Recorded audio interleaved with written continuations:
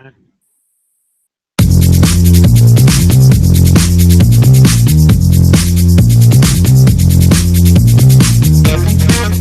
to you live from the Hellmouth, the Popular Cinema Podcast. I'm your co-host Payne, I'm Bill. and welcome to the new and improved episode 45 of PCP. What makes it new and improved? Well, I was going to hope for professionalism, no hiccups, but once again, you started speaking right before we start playing the opening music. You Same know, shit, different day. sometimes I just go with what the universe tells me. I It's just float along. you have the patience of a tsetse fly. I mean, Well, you say we're going to start the show, then it takes like a minute, so I'm sitting there with dead space going, what's the problem? What's I going think you on? probably have to refer your problems to Google while it waits for all the little hamsters to start spinning on the wheel to make all the connections. Okay. Well, now that I know, All right, Bill, I was able to cobble together the script. I mean, we're going to be talking about a lot of TV shows. Obviously, I always have to throw some Netflix in there. I got to throw in some fluff, The Flash. We're actually going to talk about some things super famous Melissa likes Black Panther, comic book, and Tanisha Coates, American Gods, episode one review, maybe some other little tidbits we could throw on the end. Obviously, today's a big day for you. We got, what's it, Twin Peaks starting tonight at 9 o'clock on Showtime. 2 hour premiere, first time in 27 years. I don't know why everyone's not like sitting in front of their TVs already. Well, That's where we're all I've been kind of all waiting day. for you to issue out the Showtime password so we can all like stream it too at the same time. Wow. Wow. What's your password? I'm Dookie big, black, and beautiful. Is that your 57. password? No, my password is Dookie57. Uh, Bill, I Go can I ahead. tell you this weekend? I tried to contact you, but I think I sent you a text message because I know it's date night. At least I thought it was, Last and you night? did. Well, didn't you receive a text from me that said, "Is it date night?" I think that was maybe last weekend, but okay. No, it's this weekend. This is the Was it problem with you. Friday? Yeah, Friday was date night. That's correct. yeah. I texted you. You responded 2 hours later and said Right. yes. Because when I'm with my man, you might well assume that I am in flagrante delicto, and if you don't know what that means, look it up. I don't know what that means. How can I look it up if I don't know how to spell what you're saying? I can't leave it to the imagination. I can't go any further. I'll be happy when America outlaws this secondary language that you're speaking over there. But anyway, so I was trying to text you because I had a little bit of a leak from my fireplace, a little bit of a gas leak here, and finally at the encouraging of my woman, I finally called the gas company, and they proceeded to come out, and then they shut down all my gas lines, all of it, all the gas. They just shut the gas off. I felt like I was living back in the projects or something. So let me get this right. You called the gas company because your fireplace was leaking, and they came out and shut down the whole house. Well, yes, because they said there was multiple leaks. They didn't know coming from where. What? Why? Why am I not surprised in the least? I'm not surprised. Sometimes this hell is like the Amityville Horror House. I I'm mean, surprised the health department didn't come down and just put a condemn sticker on the door and say, you know what, all occupants must leave immediately. We're just going to knock it down. so my woman is now taking your stance on things. She's just What's that? like every time I tell her these stories, she's just like, just light a fire, just throw a match on the whole thing and just set it on fire and just call it a day. Right. You've seen The Money Pit with Tom Hanks, right? Yeah, Okay. yeah, Does this remind you of anything at all? yeah. Does I it feel mean, the thing familiar? about it. The thing about it, honestly, how do you react? Do you react with profanity, not directly at people who are doing their job? Do you just start to sugarcoat it in your words when they give you bad news, like, Bill, we're not going to be able to give you showtime tonight because we're experiencing some technical difficulties? I mean, Well, or do you as keep far it as professional? living spaces go, we're renters, so we're kind of like the lower echelon. But the good part about renting is that if the landlord calls you and says, "Hey, we've got a problem. There's some kind of infrastructure issue," then we can just say deuces and go move somewhere else. Whereas a homeowner, you don't really have that much freedom because it's yours. So you have to wait until the correct people come and fix your shit up. So I don't But know. I mean, what happens when the correct people show up but don't give you the answers that you like? then you strike a match and light it up for the gods. Um, what answer did they give you that you didn't like? Well, technically, I wanted my gas turned back on because once the gas is turned off, I'm not going to have any hot water. Well, right. Okay, so wait. Multiple leaks means there's leaks to the fireplace, leaks to the Well, they don't furnace. know. Well, the fireplace insert in and of itself had probably like a loose coupling that needs to be Okay. fixed. So technically the line, there's a separate line that you can turn off, a separate valve to shut off the gas to the fireplace. I Sure. assumed that they were just going to shut that valve down and it was going to be the end of the story, but they did a pressure test and they're thinking that there might be another leak along the other lines, either to the water heater or maybe to my furnace that needed to be checked out because it wasn't holding enough pressure. I Okay. mean, the, that's a fair assessment. I believe that, but I was just like, well, I need the gas turned back on because I need hot water. If it's not such a high level, then I'll figure it out. And the guy goes, I can't do that, sir. I did not like that answer. And I go, I want my gas back turned back on. And he looks at me, goes, you really don't want it turned back on, do you? And then go, yes, I fucking do want it turned back on. So, regardless of And whether you're going to cause a catastrophic failure of infrastructure by lighting a match in that house, anywhere you stand, you prefer just to have hot water, regardless of whether you go up listen, if you I had want to light a Scooties and candle. Fergs. I had Scooties and Ferg sign a waiver. I mean, Okay. come on. Did your girlfriend sign a waiver, or were her kids aware of the waiver that she might have I don't signed? think she was going to be partaking if I would have told her that. So, but she fired up her shower, which is obviously like, you know, club bed over there. So Hmm. that was nice. So wait, I'm confused. Did they? Is the gas No, still off? they shut it off. So it's still off. No, it's back on. I had somebody come out and fix it this morning, which is why, it took me a while to cobble the script together.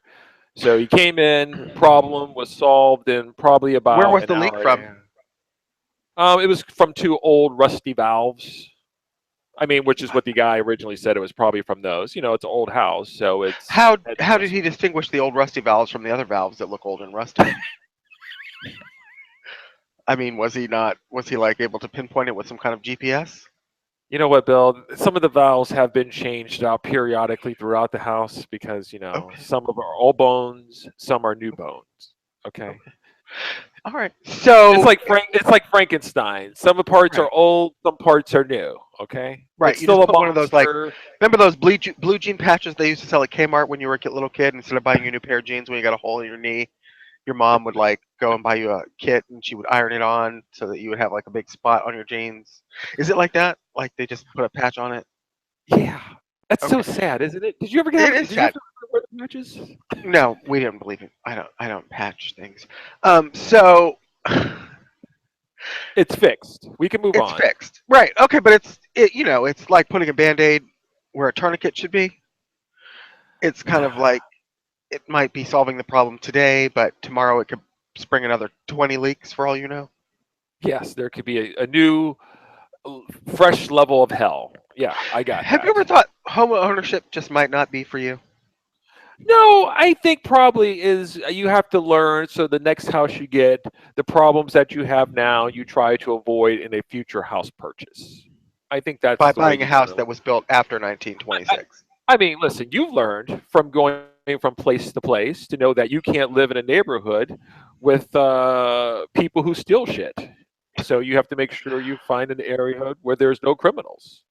Right, but we also don't own the area that the house that we live in. We rent. So if the landlord decides that she's not going to keep up with the upkeep of the property, which is what's in our lease, and something is broken and she won't fix it, I'm not really necessarily obligated to stay here. I'll just go somewhere else and let her deal with it on her Well, own in her own sweet well, time. I too can pick up and leave. It just takes me a little bit longer to do that than you. Okay. Did you hear that other story, by the way, of the person in Texas? I believe it was that sued his date for texting during the movie. Did you hear about this? I think you told me about it. Yeah. I think he sued her for like 17 bucks because I'm assuming maybe it was a first date and he said like, you're texting a lot in the movie. So she got up and went and texted in like the hallway. Why wouldn't you just not take her out again? Why would you need to sue her? I know, and I'm assuming it was small claims and she just paid For him the $17, I bet it $17. was. Yeah, she paid him Right. $17. It might have been like 3D or something, maybe with popcorn. I don't know. Why would you? I mean, the court costs would be more than Alone, $17. yeah, the story So doesn't really get into that in terms of throwing like, good money after bad, but yeah, yeah. I just would not. I would swipe left on that bitch. I don't know why you gotta keep You know what? She keeping up. probably paid the $17 because if he's willing to take it to that level, he's probably like batshit crazy. He's like Jeffrey Dahmer. He's probably got pieces and parts in the fridge. You got to avoid people like that. I agree. Are you doing something over there? I was taking a drink of water. That's an awfully big drink. Well, I'm thirsty. Okie dokie. Well, how about we get this started? Are you good? Are you I'm fine? good. Yeah, sure. Okay. You're excited Cool. for today? I am. Are you? Are you I having am. a Twin Peaks viewing tonight? It's 2 hours, man. Fuck. Really? I It's got a been lot to do. 27 years. What else do you have to do? It's been 27 years. Listen, I got to finish the podcast with you. Then Yeah. I got to like upload it. Then I got to make Okay. sure that I got to go take a shower and hopefully I have some hot water by the time the show is done. Okay. Then I have to go grocery shopping with my woman. Then I got to fix my lunch for the week. Oh, and You then can't Twin do all of Peaks. that before 9 p.m. We're done. Well, We're done yeah. here about 4:30, so that leaves like a So you're you're 5-hour you're window. you're really not going to give me the Showtime password? Is that where we're at? That's not going to I happen. can't. It's not my password. I'm borrowing it from someone else. You're stealing from somebody else. I'm sorry. I'm borrowing it from someone else. Who are you borrowing it from? That can't be revealed. Well, can't I borrow from you? Not if I'm borrowing from them. I don't think it works that way. Yeah, it does. Yeah, you It you doesn't. think you're the only one on my Netflix? You think you're the only one? Well, I understand, but Netflix, as we both know, is much more lax than a lot of other online services where they don't really give a Do shit. you think Showtime is one of those people who don't fuck around? Is that what you're Well, telling me? I would not have thought Stars was either, but I was proved otherwise, wasn't I? So Stars is very protective. Stars has their shit on lockdown. Ironically, I don't even want to watch their stupid show. So Yeah, I think there was only one movie I wanted to watch on Stars that they had, and after I watched it, I was like, I haven't gone back to it. So what do you say? Anyway, Bill, let's get started here. okay, Um, Hellboy creator Mike Mignola has announced plans to reboot the Hellboy movie franchise. This time as a R-rated flick starring Stranger Things David Harbour. He's the one that played the police officer, the chief of police. It would also be directed by my favorite director, Neil Marshall. We know Neil Marshall from doing The Descent, Dog Soldiers, Centurion, Doomsday. He also did a couple episodes, big battle episodes in Game of Thrones. One of my favorites. Just as a little background before you give me your 2 cents, Hellboy was originally created in 1993, was published by Dark Horse, and involves a demon that's brought back to the earth um, during World War II, during the Nazi ceremony. Obviously, hopefully, if you're listening to this podcast, you've seen a Hellboy movie before. The first one came out in 2004, starring Perlman, Doug Jones, and Selma Blair. The next one was 2008, the sequel called The Golden Army, um, both directed by Del Toro. And they couldn't get a third Hellboy movie up and running, and so now they're out. Perlman and Toro are out, and Marshall and Harbor are in. Your thoughts? Um, I kind of feel like I would have liked to have seen Guillermo del Toro and Ron Perlman complete their saga that they started with Hellboy 1 and the Golden Army. So I'm sort of sad for them that they're not going to see that. I don't really understand the need to reboot a character that really kind of worked for the niche it was built for. And I guess maybe they're chasing the comic book industry to get to the big money. But if you're asking me if I would prefer a reboot or a continuation of the original, I feel like the original was sort of truncated and it wasn't really completed. So I'd rather see what was left of that story before I have them reboot it. So that's where I stand. Bill, there was a part that I wasn't able to add to the script that I read in an article that indicated that, um, both the Hellboy movies, how do I want to say it, were profitable. The second Sure. one did better than the first.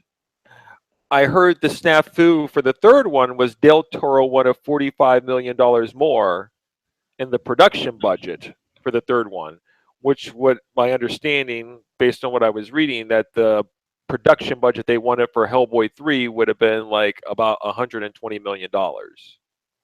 And I think the studio didn't want to invest $120 million into Hellboy 3, which is maybe why you now have Marshall and David Harbour.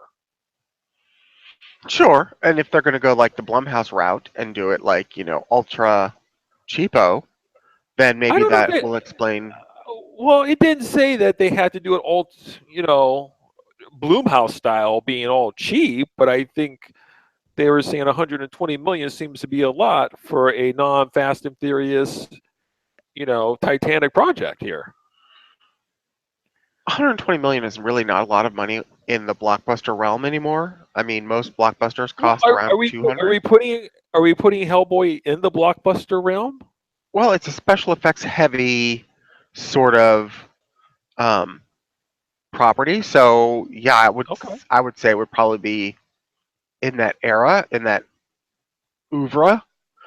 But I mean, it's not a whole lot of money. It's a lot of money, but I don't know.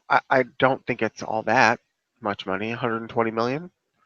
I think that's kind of standard or average for special effects heavy movies in this era.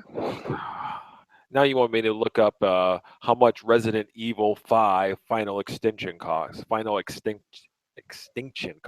I'm gonna go with 70 million. That's my guess. I don't know, but Hellboy 3 would have been the third one in that trilogy, even though it's been almost 10 years since the last one. It is effects heavy. I Okay, imagine that they would want a wide release. I just watched Resident Evil, the final chapter. I said it had some. I would say that it had some special effects in it. By the way, the movie is for shit. Apparently, its production budget was 40 million. It made over 312 million worldwide. Well, that's, I guess, the formula they would like to copy with Hellboy. I didn't realize you could do a movie with a lot of effects for that cheap of a budget, but okay. Well, let's be quite honest with you. I mean, I know what you're talking about with the costumes. You're probably right. It might be up around, I would say maybe they could do it for 70, 75 million. But apparently Resident Evil, the final chapter, grossed 26 million over here in the US. It made all that money overseas. Good Lord. Final chapter, my ass. But Well, anyway, now you know why they're you know foreign box office is important. yeah, I see. But I mean, I kind of like, I know what you're saying. I think you're one for completing the trilogy, especially if you like what the first two gave you. I didn't really care for the second movie, The Golden Army, even though I think Ron Perlman is perfect casting. Um, where the comic book actually meets a real life actor. It seems like they were meant for the role. He was meant to be Hellboy.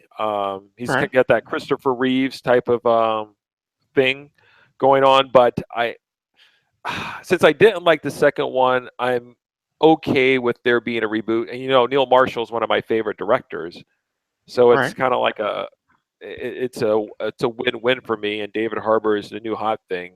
I'm okay with it to see where they go with it. Um, anyway, let us move on. Before, let's see here. Oh, did you hear that? I did. That was much louder. Sorry. Mm. Okay, your boy Brian Singer is back in the news, and not for throwing pool parties with boys. Anyway, Really? all right. So there's a new show coming to television, coming to Fox, called Gifted. It's going to be written by Matt Nix and directed by Brian Singer, which is going to involve some suburban parents who come to realize that their children have mutant powers. They then go on the run from a hostile government and then hook up with these underground mutants, and they fight to survive. I think that's really the synopsis of the story. The trailer just dropped for the TV show Gifted. Bill, did you see the trailer and did you like what you saw? I saw the trailer. I was not blown away by the trailer. It's Brian Um, Singer. He's the it is Godfather. well. First of all, Brian Singer is only going to do the pilot, so it's not like he's directing every episode. Um, the trailer just I'm not saying that I won't get into the show or like the show. Hopefully I will, but the trailer didn't really offer me anything fresh or new beyond what we've already seen in the X-Men cinematic universe. Um, it felt a little YA novelish, like Game of not Game of Thrones. What's the movie equivalent The with movie of Game of Thrones? But I'm thinking of Jennifer Lawrence in the title role, Hunger young A, Games. Hunger Games, right?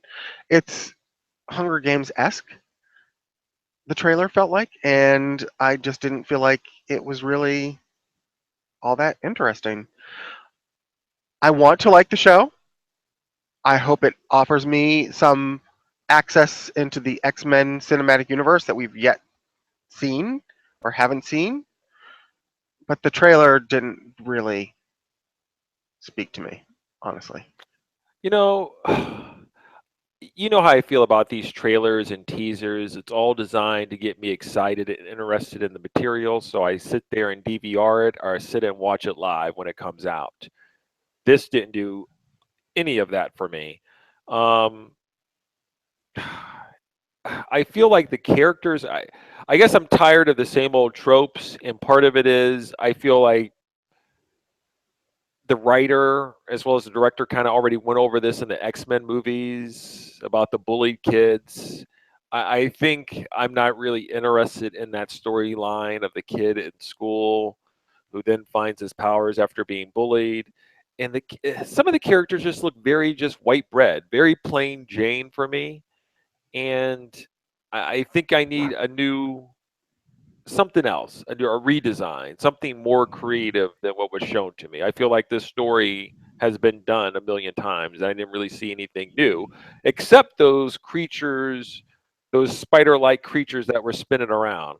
Now I thought that was the shit, but outside of that, I was sorely disappointed. I don't think I'll be watching one episode though, but I I will. I I, I disagree on that. I will watch it. I will give it a shot. It's set in the X-Men universe, meaning it will have some continuity with the films. And so that's enough to get me in the door. Now, whether they can keep me in the door or not will be up to them as far as how interesting they make the show or how unique, even though it will fit into the X Men universe. Whereas Legion doesn't even attempt to do that. Legion sort of does its own thing and it's out there, sort of in the fringes. Gifted seems like it's going to be firmly planted within the. I mean, they mentioned the word mutant several times in the trailer, which is something that's never been done in the MCU because the MCU does not have the rights to the word mutant. That's why they have to call everything an inhuman. Um, but the concept, I'm there. I want a continuation of the X cinematic verse. I just want it to be fresh as well. I'm Yeah, there. fresh is a good word. They've got to keep me. That's their impetus to keep me there. You know what? I'm looking for a 2017, 2018 heroes like TV show, and I'm just not getting that right now. I seem to be getting a lot of retreads and reformulations of the same thing, and I I need would something I would recommend you to watch the trailer and then decide if you want to continue. Before you, the you trailer, mean I don't. episode one. The pilot. I don't think the trailer can really give you enough information to tell you whether you really would like it or not. I think the trailer is designed to sort of get naked eyeballs in through the door, and the pilot itself will be more revealing as far as the direction of the show. I can't. I've already stabbed my eyes out after watching the first trailer. Moving on, Okay.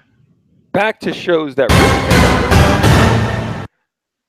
You know, one of my favorite movies, comic book movies, is the Dredd movie. Not Judge Dredd with Sly Stallone and Chris Kattan. Dredd with Carl Urban. Apparently, they're going to be doing a TV show, Bill, called Judge Dredd Mega City 1.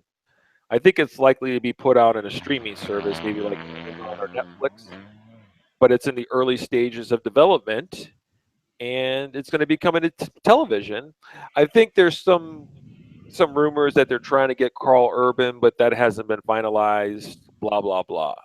What do you think about the Dread Mega City One? I honestly couldn't care less. The movie bored me to tears, and after you highly recommending it and me actually blind buying it off of Amazon because of that recommendation, we sat down about a year ago and watched it at your house, and I was not impressed. You know, it's with you and the violence. All of a sudden, you see a little bit of blood, you get squeamish, and then it's too much for you. The It's really violence. not. It's violence What in was the context of other stories. If it's violence just for violence sake, then yeah, it does turn me off. And it didn't seem like Dread really had a impetus for all the violence that they went after story wise. If it's violence in service of a bigger story that has a bigger payoff for me, then I'm not as offended by it. But when I feel like I'm being just inundated with like blood and guts just to be blood and guts, then I don't like it. And that's what Dread felt like to me. I was not invested in the characters. I was not invested in their goals or their aspirations. So I was left with ultraviolence, and that's not for me. So yeah. You know, originally I told you when I heard about this that I probably wouldn't be watching it, but I have to admit that if they get Carl Urban to star in the show, I'll give it a shot. Why does that? Why does that? Why is that the important thing? Like, you don't believe that the role of Dread, which by the way wasn't exactly like Academy Award level emotion required, you don't think anyone else can play that part for your I think satisfaction? they can, but I liked Dread the movie, and I like Urban playing it versus Sly Stallone in Judge Dredd. So yeah, I think it Okay, does what if they matter. don't get Sly Stallone or Carl Urban, but they get like Tom Smith, who's a Tony Award winning actor from Broadway and has all kinds of like screen credits to his name, but somehow you've never heard of him. What if they get him? I'll be less excited, and then a lot of this will rely on the first trailer and how they're going to play it all out. There's a Okay. lot of balls. There's a lot of spinning plates in the air for me on this type of project. Okay, a lot of Okay. spinning plates. Um, I. I'm coming off my would not watch to maybe I give it a chance. I'm just saying Carl Urban will push me over into the I will definitely give it a chance. Well, I don't know why they couldn't get Carl Urban. It's not like he's got a whole lot of other things lined up, right? That's so disrespectful. I'm just That's saying. I mean, uh, does he want to be a working actor or does he want to be, a non-working actor? It Maybe seems he's like made the enough decision to me. movies like from his other movies like Doom and Dread. Maybe he's made enough and invested where he can be a little bit more choosy about what he does. First of all, Doom made like $2, Dread made $4. So whether the fact he's successful enough to have made a career or a retirement living off of those movies, no, I don't think so. All So right, you're making me do it. You're making me do it. I'm pulling up Carl Urban. By the way, he also played, I forgot about this, Spock in the Star Trek movies, which made gobs of money. okay, fair enough. That's probably his He, biggest successful franchise. he also starred in the Lord of Rings. About 15 years ago, but okay. I mean, Uh, Chronicles of Riddick. not making a fortune. Pathfinder. Nope. Riddick. Uh-uh. The Loft. Nope. Pete's Dragon. Nope. He'll be starring in Thor Ragnarok. There. Now we're talking big money. You know what? So, He's still working. Every year he seems to be making some sort of movie out there. I mean, he's a working actor. He's a yeah, working actor. absolutely. Working actor though, and Tom Cruise or Tom, you know, whoever, or Brad Pitt isn't exactly the same thing. Okay. All right. Let's move on. You're disrespectful to Mr. Urban. I'm not. I like Carl Urban. I just don't. I would not call him A-list. Would you? No, he's not A-list, but it Okay. just makes the project a little bit more. If I guess if you're going to get something where you're going to have a product crossover from the movie world into the TV world, if you talk about continuity, I mean, you certainly would love to have the guy who started the last movie into the TV show. I mean, you would Especially if the pray for last that. movie made. You would pray for McAvoy to show up on Gifted. I mean, Sure, but McAvoy's in a successful franchise. Where's Dredd going? Besides the I'm dollar bin. okay. Superfan Carlos said he wants to watch Dread with me. I think we're gonna have a movie night where we fire up Dread. I hope that the two of you enjoy it because the movie night we had with Dredd wasn't my favorite. All right. Well, your favorite producer, Jason Blum of Blue House Productions, of all the horror hits you see out there from Insidious on, that's the house that's making it. Also known as M. Night's daddy, has announced there Step. will be a Purge stepdaddy, funny, a Purge TV show. The Purge TV show will be about what happens on the other 364 nights outside of Purge night and the law that affects the people. Who There are about cares? 3 Purge movies out there. Apparently, they were all written and directed by James DeMonico. We have a 4th one that's coming out. I'm a big fan of the Purge movies. Now we have a Purge TV show showing about the lead up to Purge night. Bill, are you down with the ultraviolence? I don't understand the concept.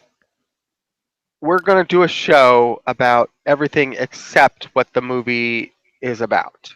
Well, technically, So, on Purge night, it's the one night you can go out there and kill and rob at will to get rid of all this anger that's built up over the year. yeah, it's It's a fucked up way. as a concept.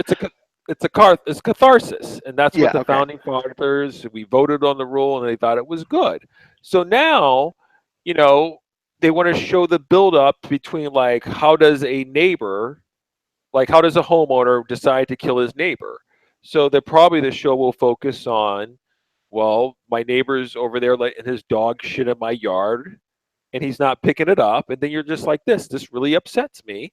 And then on Purge night, I'm going to take it out on him with a shotgun. I think that's sort of like the path that they're following. What pushes these people over the edge to make them do these diabolical things? It sounds like fear of the fear of the fear of the Walking Dead. Okay? It sounds derivative. I'm not a fan of the whole concept of the Purge movies anyway. To me, it's like the same thing as Saw. It's like torture porn or something like that. Don't you see But the levels? Don't you see the difference in levels? I mean, the Saw is really just low rent of going like, okay, I set up these elaborate traps to make you pay for your past sins, and it's really torture porn. Purge, there's a little bit more political slant on it about people making rules that seem to hurt the disadvantaged and the laws that you can do. It's a commentary on society in a alternate type of world. You're not Okay. buying it. You don't see that. I You're not buying no, that. no. It's still torture porn or whatever the equivalent is, and it's still disgusting as a concept. And I, Well, while I I don't want you to approve of know. the concept, at least there's a concept to it, which is, what if, one night a year there was no laws and you could just go and seek retribution for all the wrongs that were done to you. Okay, it's not positive or uplifting or make you feel good about life, but it's certainly high concept. Okay. Yeah, yeah. Let's. I like the Purge movies for what it says about society. I can get what Really? they're trying to. It makes you feel good about being able to go out and seek revenge on one night of a year without retribution, Well, because wouldn't we obviously, the all like to purge, do that? the movies don't focus on the evil that men do. They focus on a few characters that sit there and choose not to engage in purge night, or actually show some sort of humanity and try to help out others, so they But the won't name get. of the movie is The Purge. So why Well, isn't it about the purge? well, it is about the purge. You got the But people it's trying a to kill them, and you got the other people trying to. It's like we're going to talk about. You really can't have a film that focuses strictly on villainy. It gets kind of unpleasant. You got to have some sort of protagonist, something that you can hold on to and root for, something good, and the show has that. Uh, here's an idea amid that the holds on to something violence. good. How about not making a movie about a night where it's okay to go around and shooting and murdering people without retribution? There's an idea. That might be something we could think about. Well, Bill, let me be quite honest with you. I'm a fan of the Purge movies, the I TV understand. show, Sight Unseen. I don't know if I would be interested in the stuff that leads up to it. I don't know if I'm interested in the human stories about like how a neighbor pisses off a neighbor, or how like a wife gets upset with her husband and can't wait to kill him on purge night. I don't know if I'm interested in that. I What are think they you would have. interested in? Well, maybe they could work on like how the laws go into effect, and generally people's reaction to, okay, Bill, purge night is coming. I live over here at Chateau Pain. How am I going to fortify myself from the miscreants who are trying to break into my place and kill me? Well, we know my doors are made out of balsa wood. Um, you know, my pipes are apparently also made out of some sort of less Flimsy than. material. What's that? Flimsy material. Yeah, yeah, you got it. So probably how the people go about fortifying their defenses for the year. Instead of me asking you, Bill, what are you doing tonight? And you're like this, I'm going to be watching Twin Peaks for 2 hours. You might be like this, I've got to go to Lowe's because me and my husband have to go out there and get some new bars to solder onto our windows to get ready for purge night. I'm like, oh, Really? okay. That's interesting to you? That is what you want to see? You want to see us go to the hardware store to buy reinforcements so that we don't get killed in the middle of the night while trying to watch a fucking TV show. That's really what you want to be watching on a Sunday night. I'll tell you what, America's headed that direction. If we have to have a Okay. purge night, Bill, that's going to be our. There's going to be no more podcasts. It's going to be like how to protect yourself on purge night podcast. That's what it's going to be. Okay.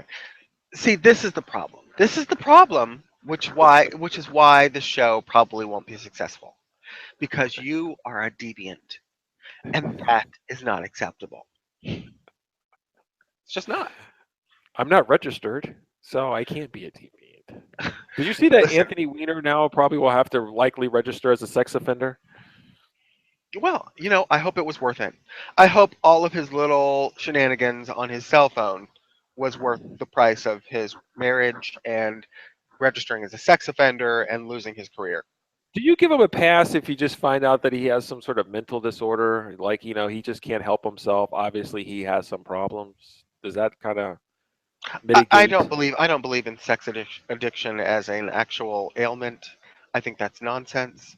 either you keep it in your pants or you don't.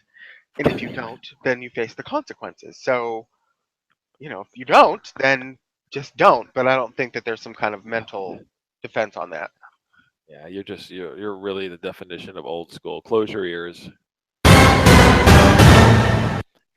Okay, in Netflix news, because I'm a big Netflix subscriber, we have to talk about this. Apparently, there is some backlash over at the Cannes Film Festival about Netflix, Bill. They are changing their rules for next year. The Cannes Film Festival is. Right. What's that? The festival is, right. Yes. Okay. They are only going to accept theatrically released films for its prestigious Palme d'Or competition. The Palme d'Or is the highest award they give to the best movie at the festival, which, by the way, Blue is the Warmest Color one year, one of my best movies ever. And there's a movie on Netflix called, I'm not sure how to pronounce it, Deepan, Dheepan, that also won the award, I believe, last year. Anyway, that being said, they said that the festival wants to reiterate its support to the traditional mode of exhibition of cinema in France and in the world. For the first time this year, they selected 2 films in its official competition from Netflix, Noah Baumbach's The Meyerowitz Stories and Bong Joon-ho's Okja. And apparently these will be the last 2, because unless you are released in the theater in France, you are not going to be considered for this award. Netflix out? I will also say that the, how do I pronounce this? Where is it at here? The National Federation, blah, blah, has indicated that this Netflix shit is the worst thing for the whole ecosystem. Okay. They're not happy. So they're just trying to boot them out. What do you think about that? Netflix can't sit at the table? Well, why does it have to be released in the movie fucking theater? Why is that the line of you understand that there's here? an industry involved here, right? You understand that there's a lot at stake as far as theatrical exhibition goes. Oh, so you're telling me there's a special interest, huh? If Well, I'm Netflix saying would to pony up you- enough money, they could get into the door. But since they're not ponying up the money, everybody's like, you're out. I don't know First of why all, they're being shunned. Why are we? Well, then you know what? It's just like you say. Why don't we just open up the awards to anything that goes on Lifetime? It's a movie. It's on TV. Why can't we put that Lifetime movie in the Palme d'Or category then? Why not? Because something separates it from the riffraff, and that is you theatrically release your movies. That's the window that they go in. Let's not act like Netflix can't afford it. They can put it in LA and and New York the same way the Oscars do. The Oscars do this same exact thing. In order to qualify for an Oscar, a movie has to be released theatrically only in 2 cities, only in New York and LA, and it only has to be like a 2-week period. That's how all these movies you've never fucking heard of get Oscar nominations before you've ever had a chance to even see them in your theater. Because that's what they do. Netflix is going to have to fucking play the same game everybody else plays. Because just because Netflix walks through the door doesn't mean we're going to change the whole competition for them.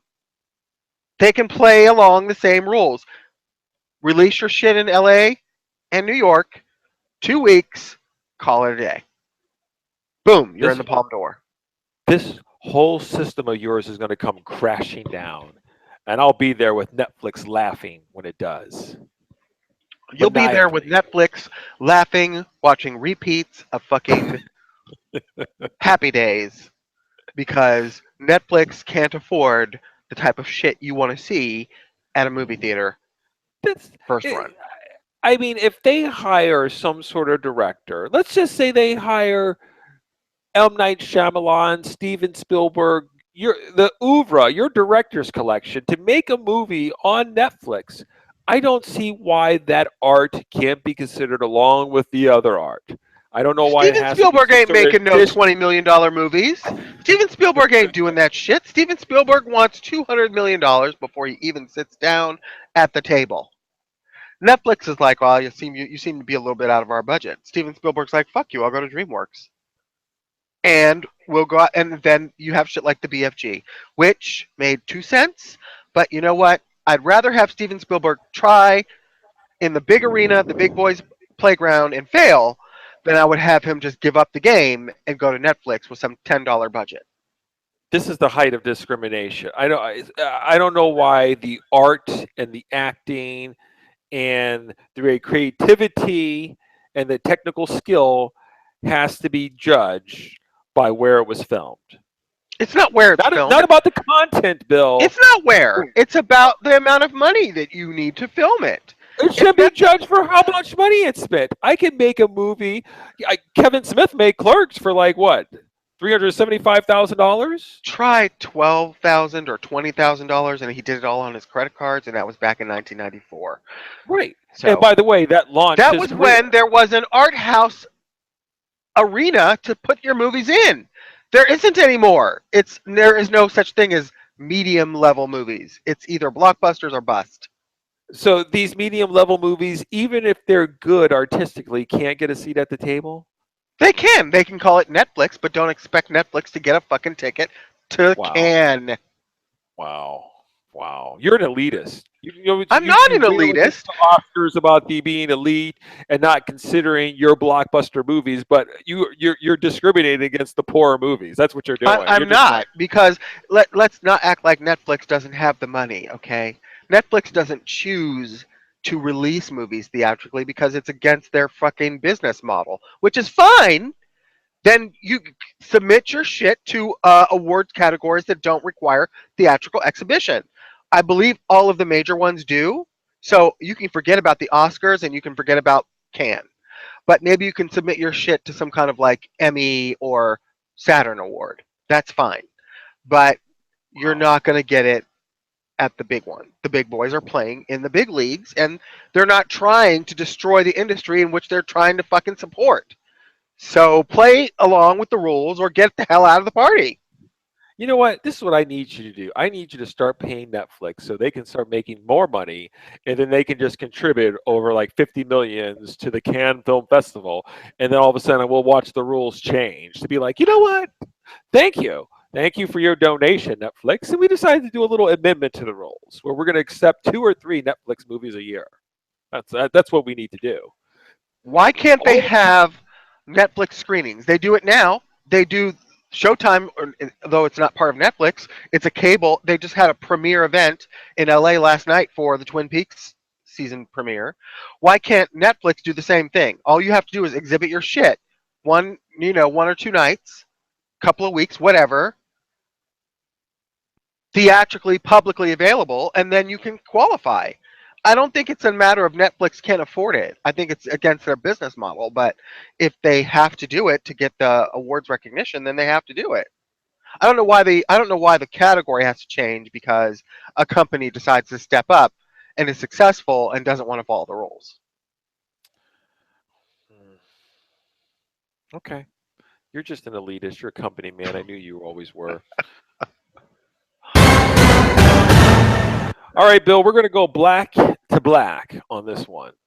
Does that mean we're going to Like- start talking ghetto, street slang? Let me get my Urban Dictionary. Bitch, I Well, will apparently cut the you. Black Lightning trailer dropped. This is another Greg Berlanti production. It will be coming to the CW. I can't even stand the CW. You talk about Y&A. It's too much for me.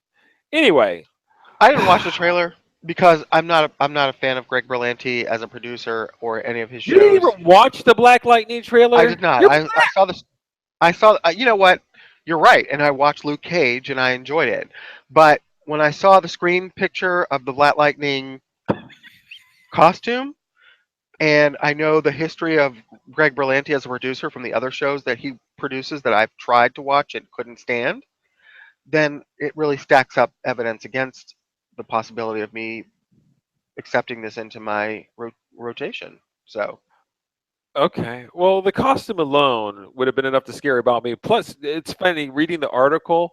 It's hilarious, as you can tell. Like the writers who are writing this, I feel like they're they're getting some sort of kickback from the studio or from CW for it, but it's hilarious because they're like this.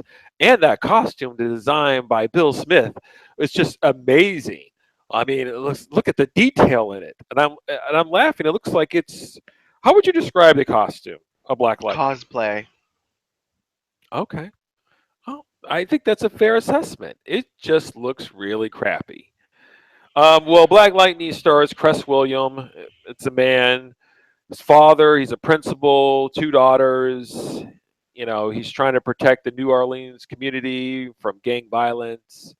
Um, that's the type of storyline. He does his thing.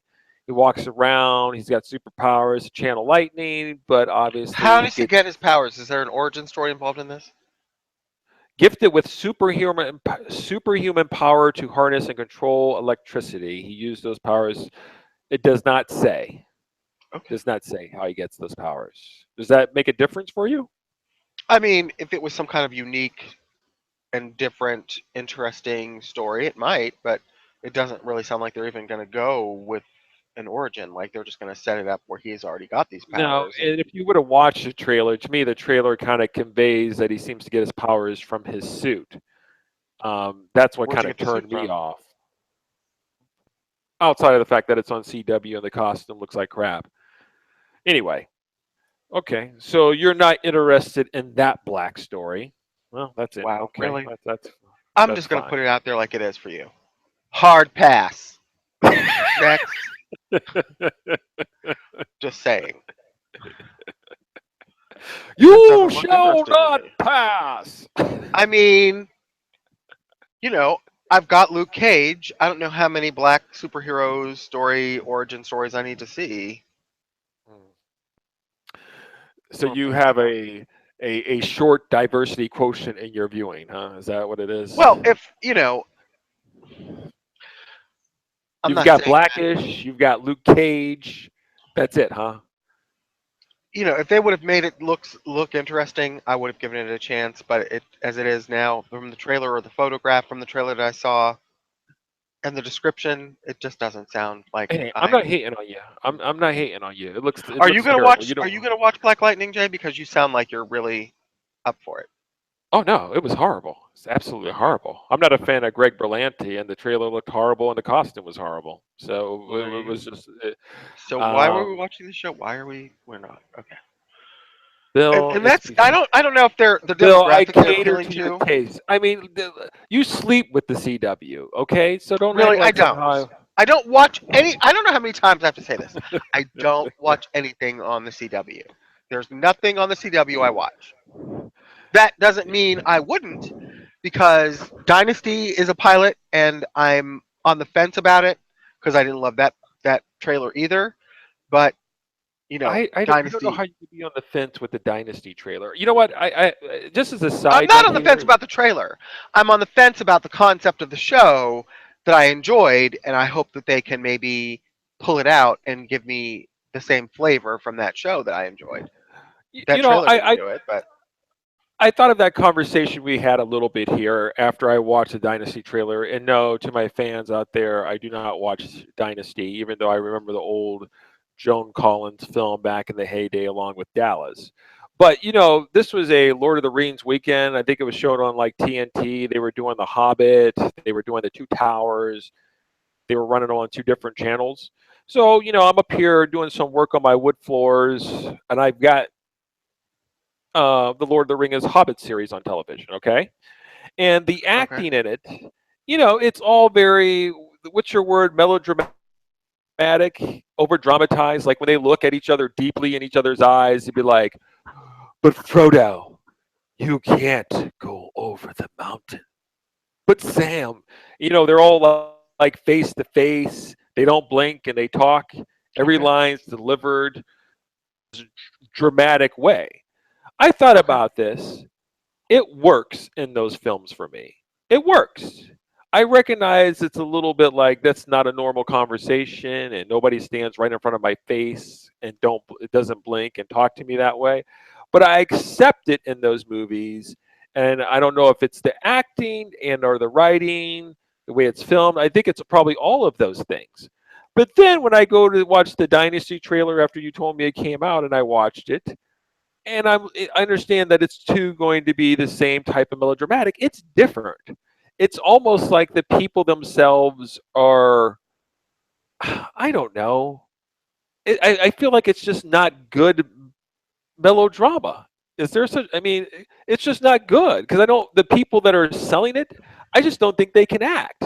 Like it almost seems like other people from a high school play trying to act. That's what it comes across to me. As a And fan of the original Dynasty, I have to interject here, and I think that you are maybe looking at the original show through some kind of like rose-colored filter. But I'm here to tell you that there was a lot of people in the original Dynasty that couldn't act either. And the only thing that made it special or outstanding was the fact that it had higher than standard normal production values. And, the fact that it's basically, a daytime soap on a nighttime TV series budget. who who who starred in the original Dynasty? The main John actors and John actresses. Forsythe and Linda Evans and Joan Collins and John James and Stop, Pamela Sue stop, Martin. stop. Can those people not act? Well, Pamela Sue Martin didn't really do anything after Dynasty, and neither did John James. I haven't seen Linda Evans in anything lately, and Joan Collins either. So John Forsythe has been dead for 10 years. So have any of them gone on to win Oscars or be in some kind of like major Did, theatrical productions? did No. anybody in this trailer look like they can even rise to the level of, of that? Anybody in that trailer look Yes, like they could rise yes, because even it that doesn't basic take much. level of them? Yes, because Dynasty, again, it's not about the acting. It's about the drama. It's about the melodrama. And if you can believe a line which some bitch says, I'm going to pull your hair out, and they start catfighting in some $1 million mansion, then really that's kind of the reason why people tune in to those shows. They don't tune in for it for like the quality of the acting as if it was going to win an Oscar or an Emmy. Okay. I'm saying if the show I mean, sucks, the this show is sucks. But I don't think it's going to hinge on the acting ability of the characters. That's not what this type of show is about. yeah, you're part of the Empire crowd. I mean, this is there's no reaching you. That's you're already lost in the woods. I try to throw you a lifeline and pull you out, but you just want to remain in the woods. That's fine. No, You do your I'm just movie star telling stuff. you that the success of the show of Dynasty is, the trailer looked awful. I will agree. So that's a problem. But is it the acting in the trailer that bothered me? Not really. It's really just the fact that it was supposed to be sort of this reboot of this over the top primetime drama. And in today's day and age, we've pretty much seen and heard all things multiple times. And I don't think that the storyline or the So you production need the story to values or be something different than stepmom coming in and trying to take over the company, and daughter who's supposed to be getting the company is upset. no, it Ugh. doesn't have to be different. It just has to be cool or grab you. And nothing in that trailer grabbed me. So therefore, the trailer seems doomed and the show looks boring. I don't think that's the Doomed and boring. reaction that they really wanted. Okay. But it doesn't really have anything to do with whether people can act. I mean, I don't really care. If they can, Okay. read a cue card, then they can probably make me accept it if it's fun enough. And the problem Let's is, it let's wasn't get back fun. to the blackness here. Okay. Tanisha Coates, author of The Black Panther and the Crew. That comic book is now canceled, Bill, after 2 issues. They're going to produce the remaining 6 issues out there, but it is no longer going to be happening. Tanisha Coates out? Anyway, And Tanisha why is that? Coates, he's known for the autobiographical work on racial injustice. I think some said it echoed James Baldwin's The Fire Next Time. By the way, I saw a documentary regarding James Baldwin called I Am Not Your Negro. I just watched I've heard that. of it. It was actually very interesting, and it kept my attention. But anyway, so Tanisha Coates is known for this. Gets the book, Black Panther and the Crew. He's been writing it with Yana Harvey. apparently, due to poor sales, they are canceling the books. So, um, I will say that apparently the 6 issue arc was regarding something in Harlem where Black Panther and her crew were trying to resolve a suspicious death of a community activist by the hands of law enforcement. That's what Oh, the I'm first. sorry. I'm sorry. Yeah, I just fell asleep. Sorry, what happened now? Something about a black community. Okay, I got something to say on this. You have some thoughts on there because I know you're not. Um, I don't know. It doesn't really sound all that exciting to me. But Okay, well, this is Black Panther. I'll ask you a question that puts it in your wheelhouse. For me, I have to be very careful here because obviously I used to be a comic book reader. I have now given that up. Um, I still have my comic books upstairs until the house sets fire. But the other thing is that I have not read Tanisha Coates' uh, Black Panther issues. I haven't read the first two. so wait, there's two comic book stories we're talking about that Tanisha Coates is involved in. One is Black Panther Prime, which is the Black Panther main comic book that's now currently involved in Marvel. Right? And And Black then one Panther and is the this crew. spin-off that they're canceling called Black Panther and the Crew, which only got 2 issues and that's all about the Harlem thing, right? Yes, they're going to produce Okay. all 6. Right. I'm just speaking about this. For me, when you tell me that the storyline involves Black Panther and Misty Knight and some other people trying to solve a mystery of a community activist in Harlem, it just sounds. I don't know if Political. I want to read that story. I'm down with the diversity. I just don't know if I want to read that story because I expect my Black Panther to be handling bigger crimes than local street level stuff. But, I get the idea that it's current, it's what's happening in the world right now. But I just don't know if I need Black Panther and his crew doing that type of stuff. But anyway, What would you prefer them to do?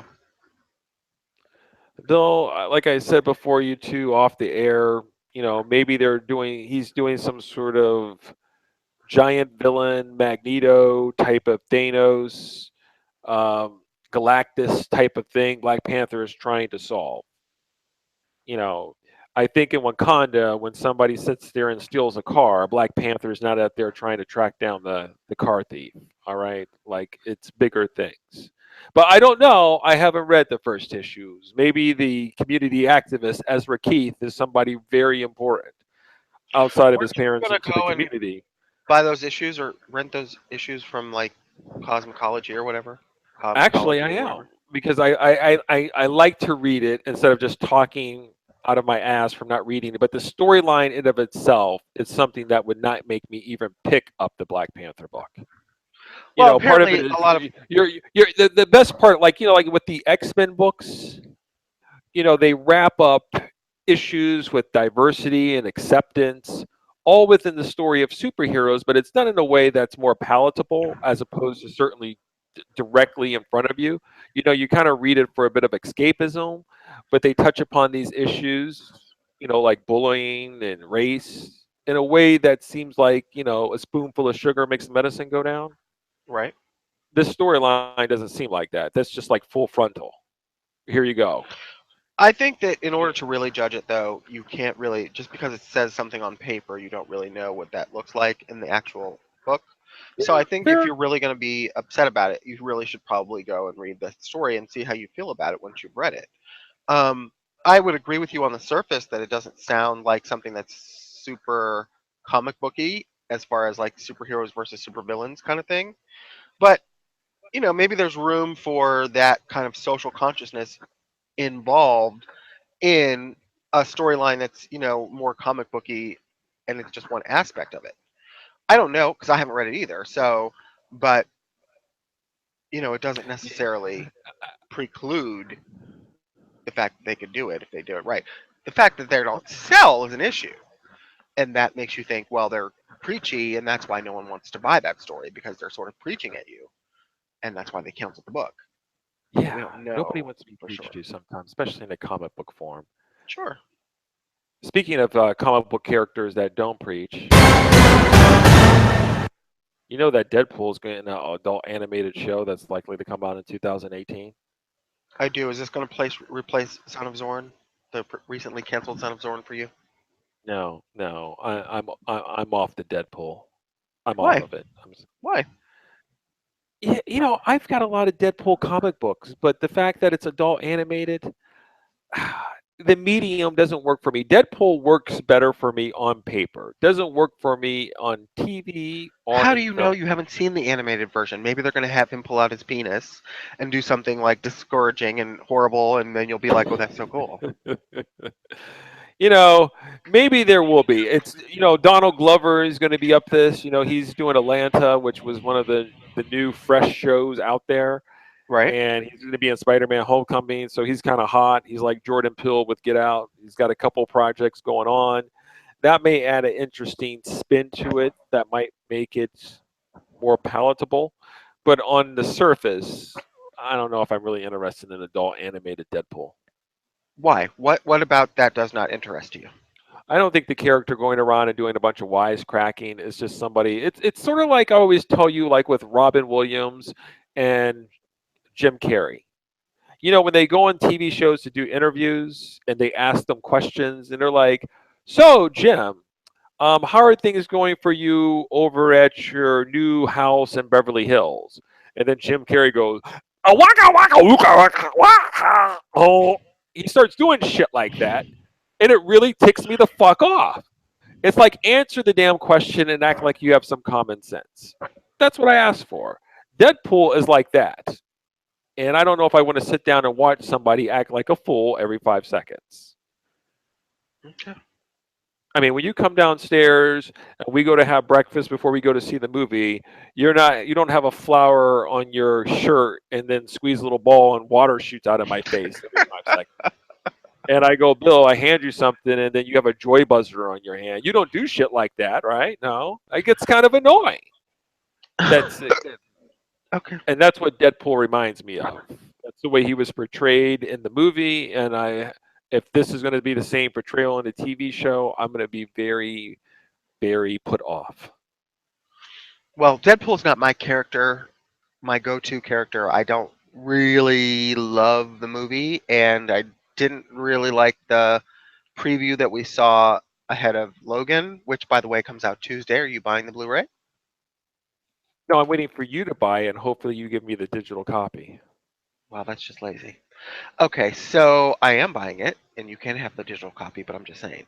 So anyway, I just was not in love with that character. So as far as me watching an animated version, which is like further adventures of the character I didn't even like in the first place, it seems like that's not likely for me. So Donald Glover, I applaud. You know, maybe he has a voice that he can add maybe a little more layer to the Deadpool character.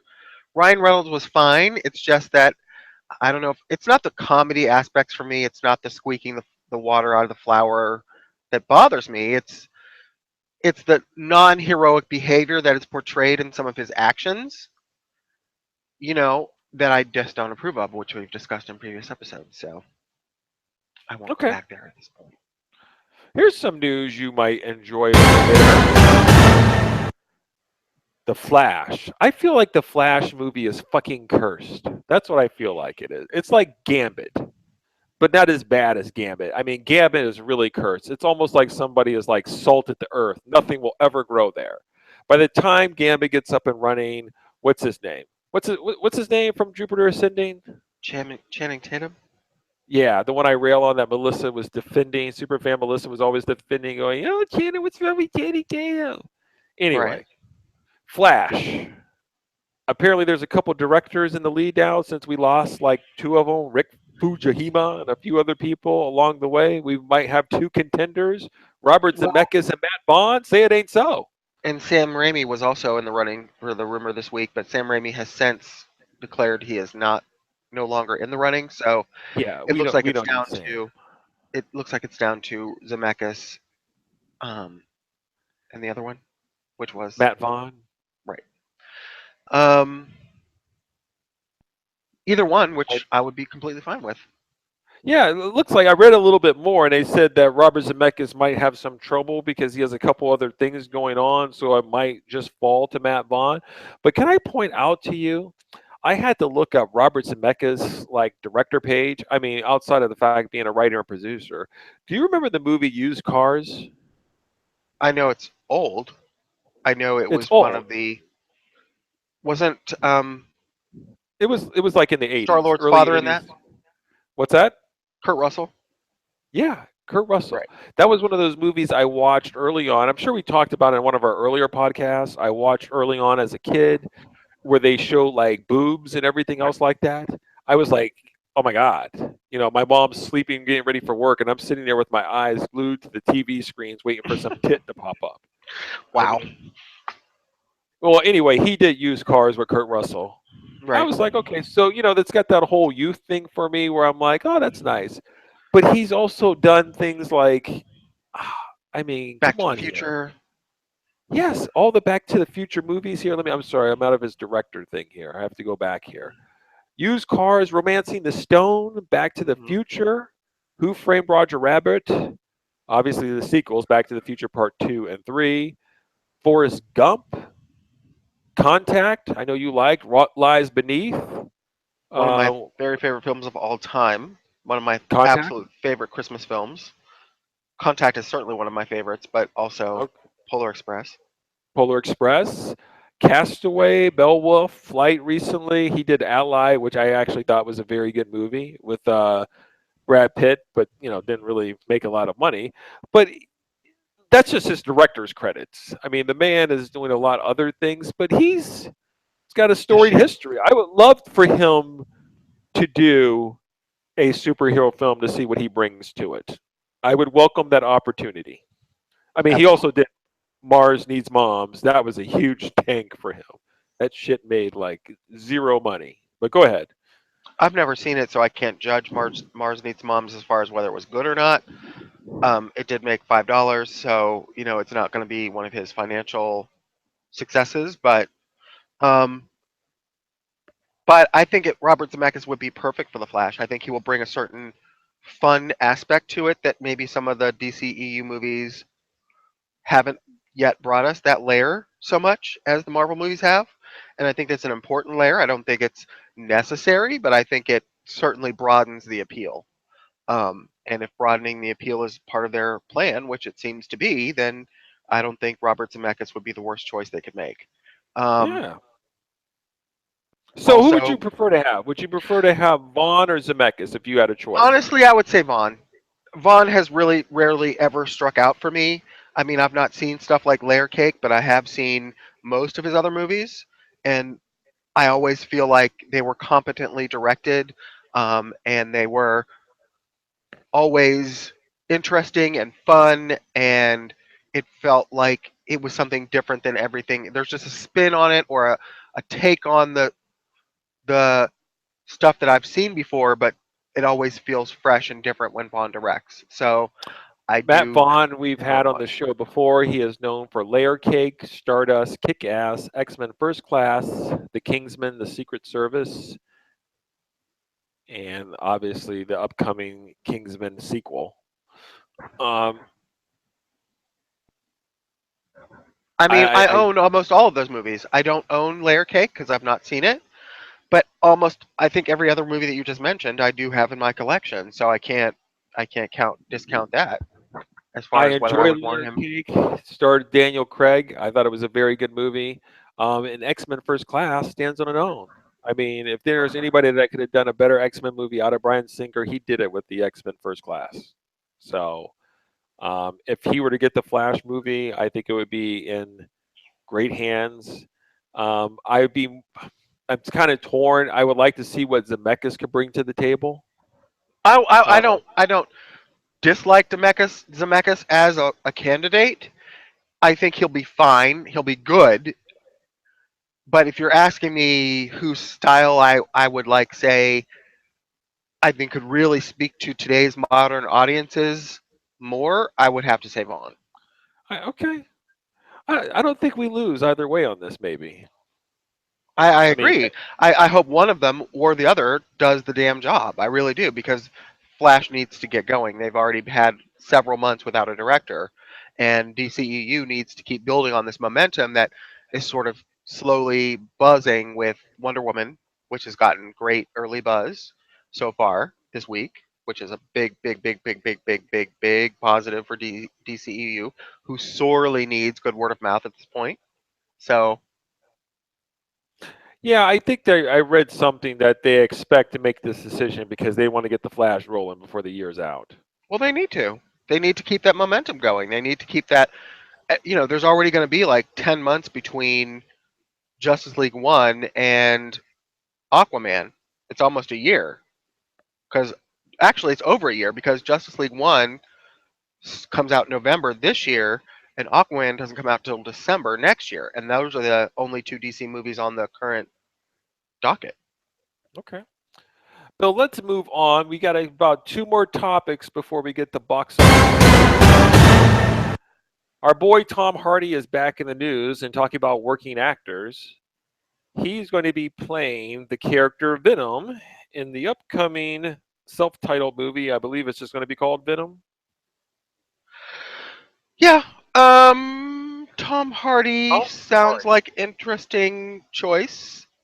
I'm still not really sure what the point of this entire Spideyverse is.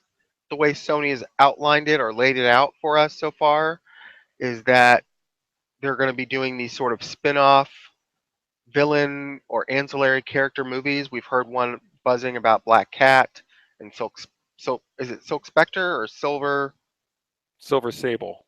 Silver Sable? I get them confused with Silk Spectre, who was in Watchmen, right? Um, I don't really understand the point of making a movie about Venom without Spider-Man as a character in it. This isn't to say that they've announced that Spider-Man isn't a character in it, but they certainly haven't announced that he is. So Bill, it makes it me assume that he's not, and I don't get the point if he's not. let me read this for the people who don't know what Venom is, even though he appeared in Spider-Man 3. Um, Venom was originally conceived as a supervillain, but has since become more of an anti-hero. Venom is a symbiote, a sentient alien with a gooey, almost liquid-like form. As with real-world symbiotes, it requires a host, usually human, to bond with for its survival. Has enhanced powers when it bonds with a human. It refers to itself as Venom. Um, this was the thing that sort of like bonded to Spider-Man's suit and then split off and formed, it bonded with other people, notably in the Spider-Man comic books, Eddie Brock, and formed that black suit, obviously with the face and the teeth. Venom is really cool, I think, for the average comic book fan. I just don't know about it as a character, solo character in a movie. Um, Did he not have his own book in the comic book world? Did he not have a Venom title? I thought he did. I believe he might have had like a mini series. I don't recall him having like a full like run for like 2 or 3 years, but I think he might have had a Venom series for a while. It seems to me as someone who's coming from the layperson's perspective as far as like not being well versed in the books but just sort of being versed in the films that Venom is perceived to me as an ancillary to the Spider-Man universe. He's a character but he's not necessarily a main character. And so it does feel somewhat derivative for me to consider just a Venom standalone movie. I Well, don't know let's why. just be quite honest with you.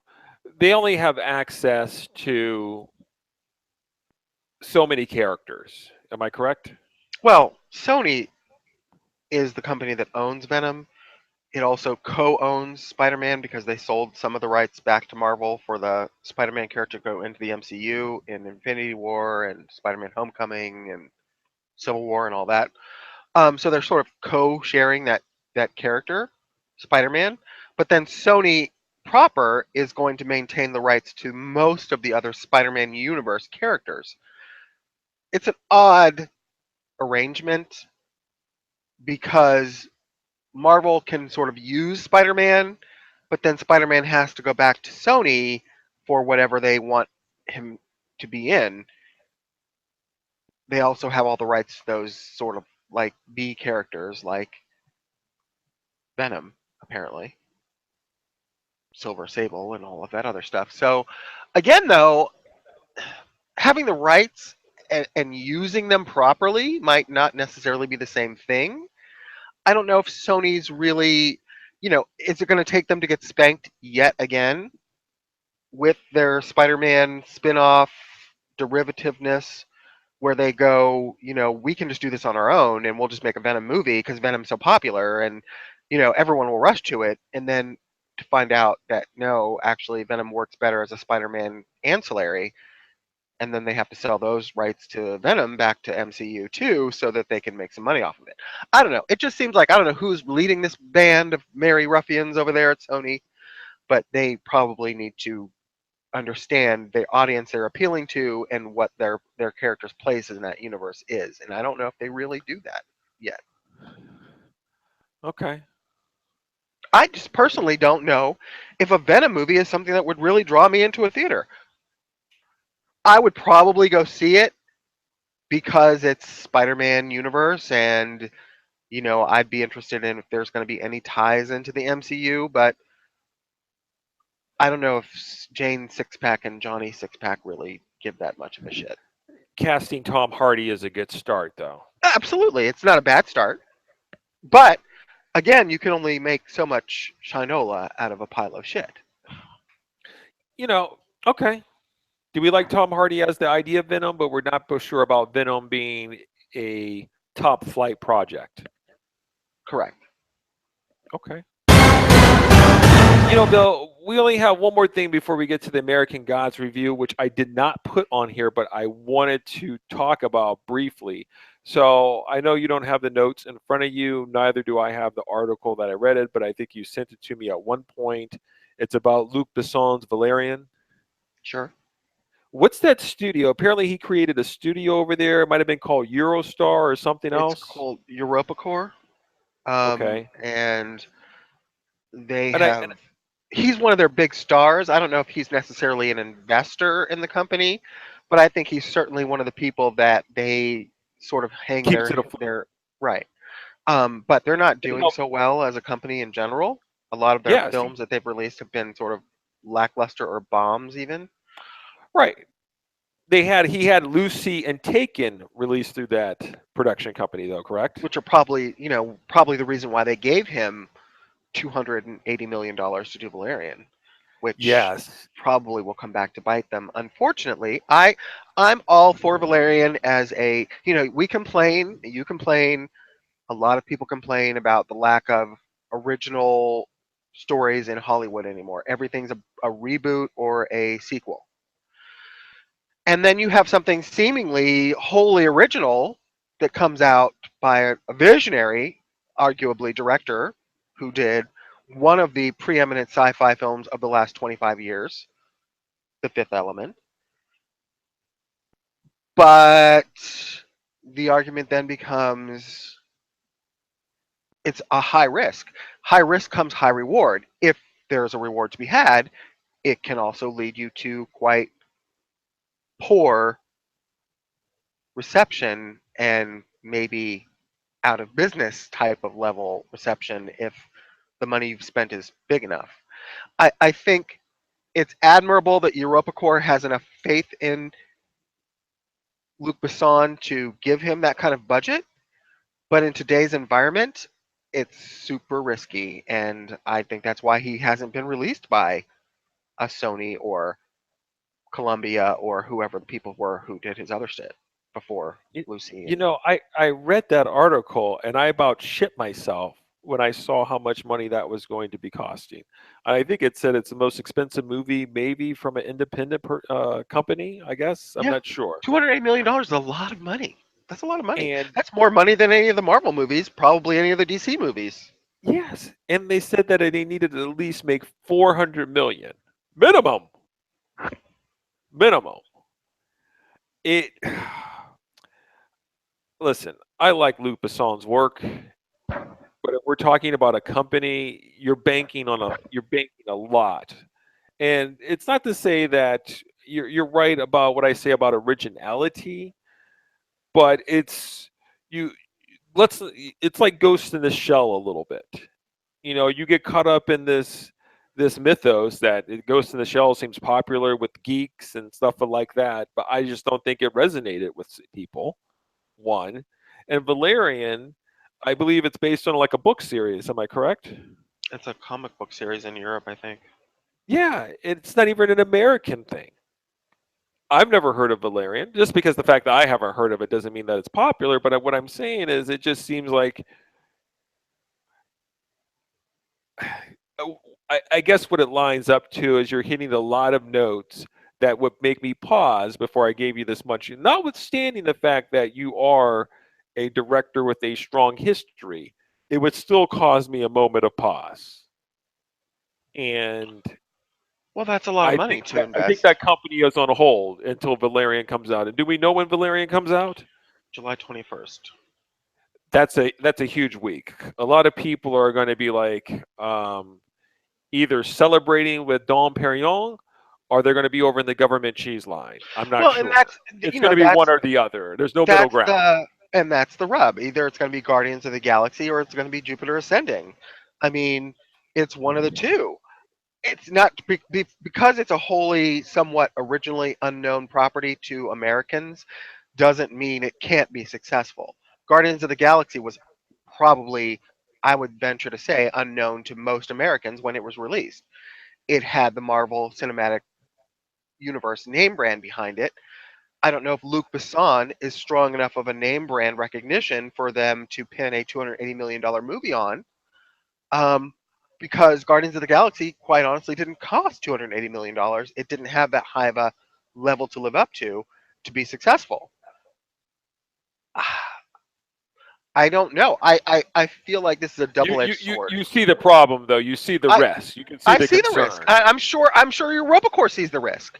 I'm sure they didn't go into it thinking let's throw $300 million at this unknown property by this somewhat successful director.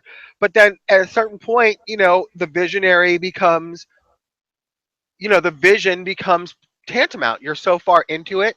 Maybe he's like, if you just give me this much more, I know I can make this whatever. They're pinning their faith on a man who's delivered for them in the past, but is it going to be enough? And I think that's the question. And I think that's the big question on EuropaCorp's mind. I think it's a big question on Luc Besson's mind.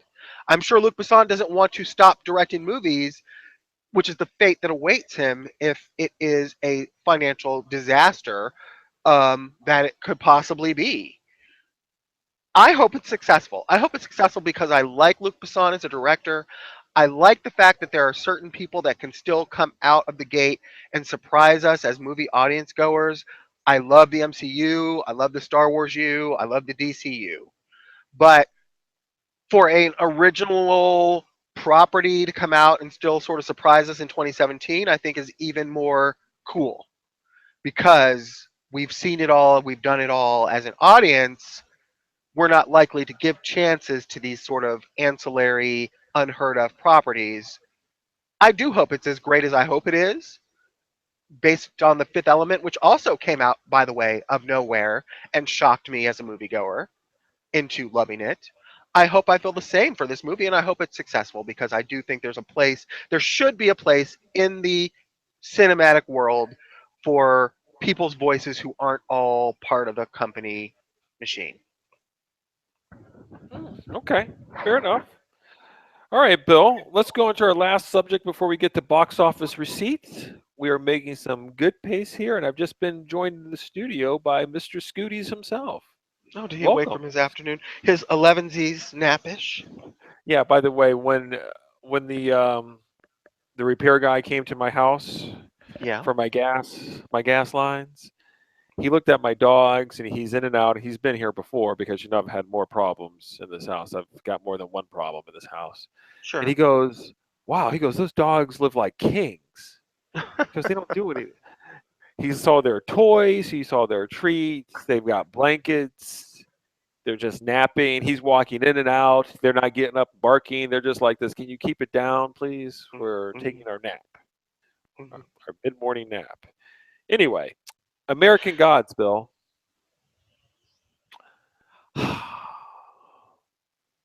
American Gods. I watched the pilot. My husband watched the pilot with me. That was a week ago this weekend. And this weekend, we sat down this weekend and watched the season finale, 2 hour finale of Agents of S.H.I.E.L.D. And we watched the episode 6 of Iron Fist. And we watched our usual RuPaul's Drag Race. At no point in the evening's discussion were we going, let's watch that second episode of American Gods. Because we watched the pilot and he was okay with it. He was like, that was all right. And I was less than okay with it because I was like, really, what's the point of that?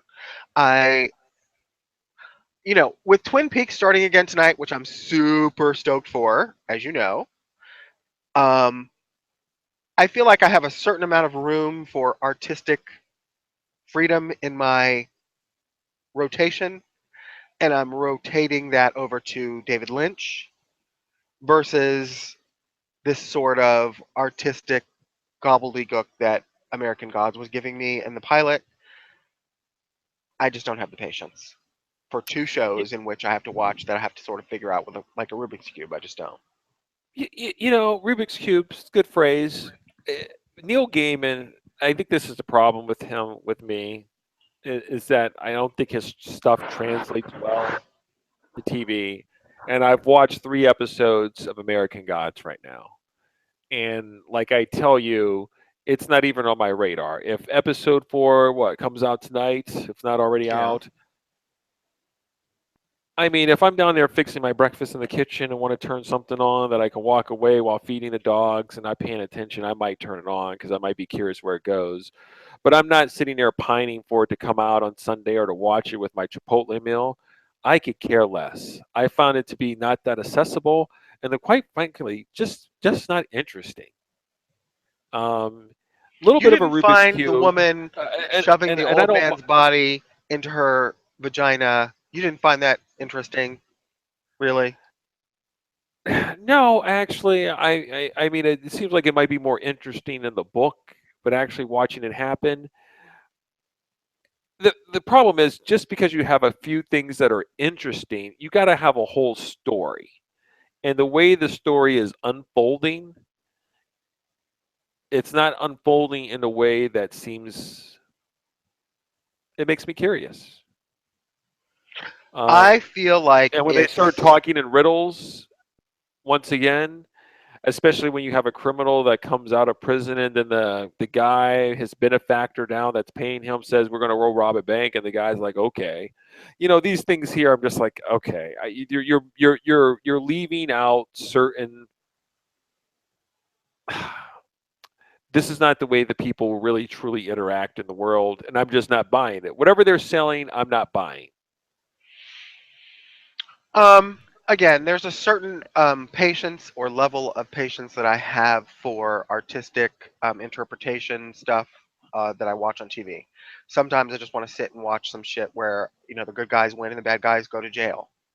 Um, Twin Peaks was something that I got into when I was younger, and the artisticness of it sort of has always intrigued me. And when I went back and we watched the series, it still held up that sort of like mystery wrapped in an enigma, but fascinating. Like Trainwreck, even season 2 was fascinating to me, even though some of it got to be silly and derivative and whatnot. But when we went back and watched Firewalk with Me, I've sort of been obsessed with that movie for like the last couple of weeks. And in fact, today I'm rewatching Twin Peaks Firewalk with Me. My friend Amy came over. She has never seen it before, and she was like, "Well, I don't know if I'll be able to interpret it. Let me watch it with you, and maybe you can help me sort of understand it." And we did, and I'm sitting there still sort of fascinated by it. And it's one of those shows that doesn't really sort of have like a straight through linear narrative, but David Lynch's style creates a fascination within me that I don't get tired of. Like I don't get like, oh, this is just bogged down in like crap, and I don't have to sit here and decode this nonsense. I do like peeling away the layers, and I do like sort of trying to figure out exactly what he's trying to show me. And I am drawn to research it further and look into like other people's interpretations and consider stuff that I might not have seen in the movie and whatnot. That I think is more from nostalgia for the time that the show came out originally, and also that it sort of appeals universally. I mean, this whole story of incest and all of that, and the supernatural and stuff. That's still sort of cool, as far as like keeping me interested in the dramatic developments of the characters. So I'm rewatching it today. I'm enjoying it again, but it's not something that like everyone can sort of turn me on to weird shit. David Lynch has a weird way of doing that with me, and I'm actually considering going back and rewatching some of his other films that I've owned and sort of put in a corner and let them collect dust. I'm sort of thinking maybe Blue Velvet I should watch again, or Wild at Heart or something. I don't know. It's just something I'm sort of into right now. I don't know how you got there from American Gods, but I've been listening to you. I don't know. I just kind of went Yeah, on. you got all fucking hot and bothered over David Lynch. I know because You it's got all because it's the you same got kind of all lathered up. it's the same kind of thing. Like I don't really understand Twin Peaks in the same way I don't really understand American Gods, but Twin Peaks is different because even though I don't completely understand it, I'm fascinated by it. Whereas American Gods, I don't completely understand it and I don't give a fuck. That's the difference. And that's the comparison. So American Gods, we just don't give a fuck. Yeah, I'm going with don't give a fuck. I'm going with if I have to watch some weird ass shit, I'm gonna watch Twin Peaks over American Gods, and then that's really all the weird shit I feel like I really want to make time for. It's so disappointing. I was really hoping for more, and Yeah, I was too, but you know what? It's really not. I don't feel disappointed in us or me as a TV show fan. I feel like it's on them to sort of make it accessible to me or not. And if they don't want to make it accessible to me, then there's too much other shit that I can watch that is for me to sit there and be like, oh, let me figure this out. I don't really feel like being bothered that much.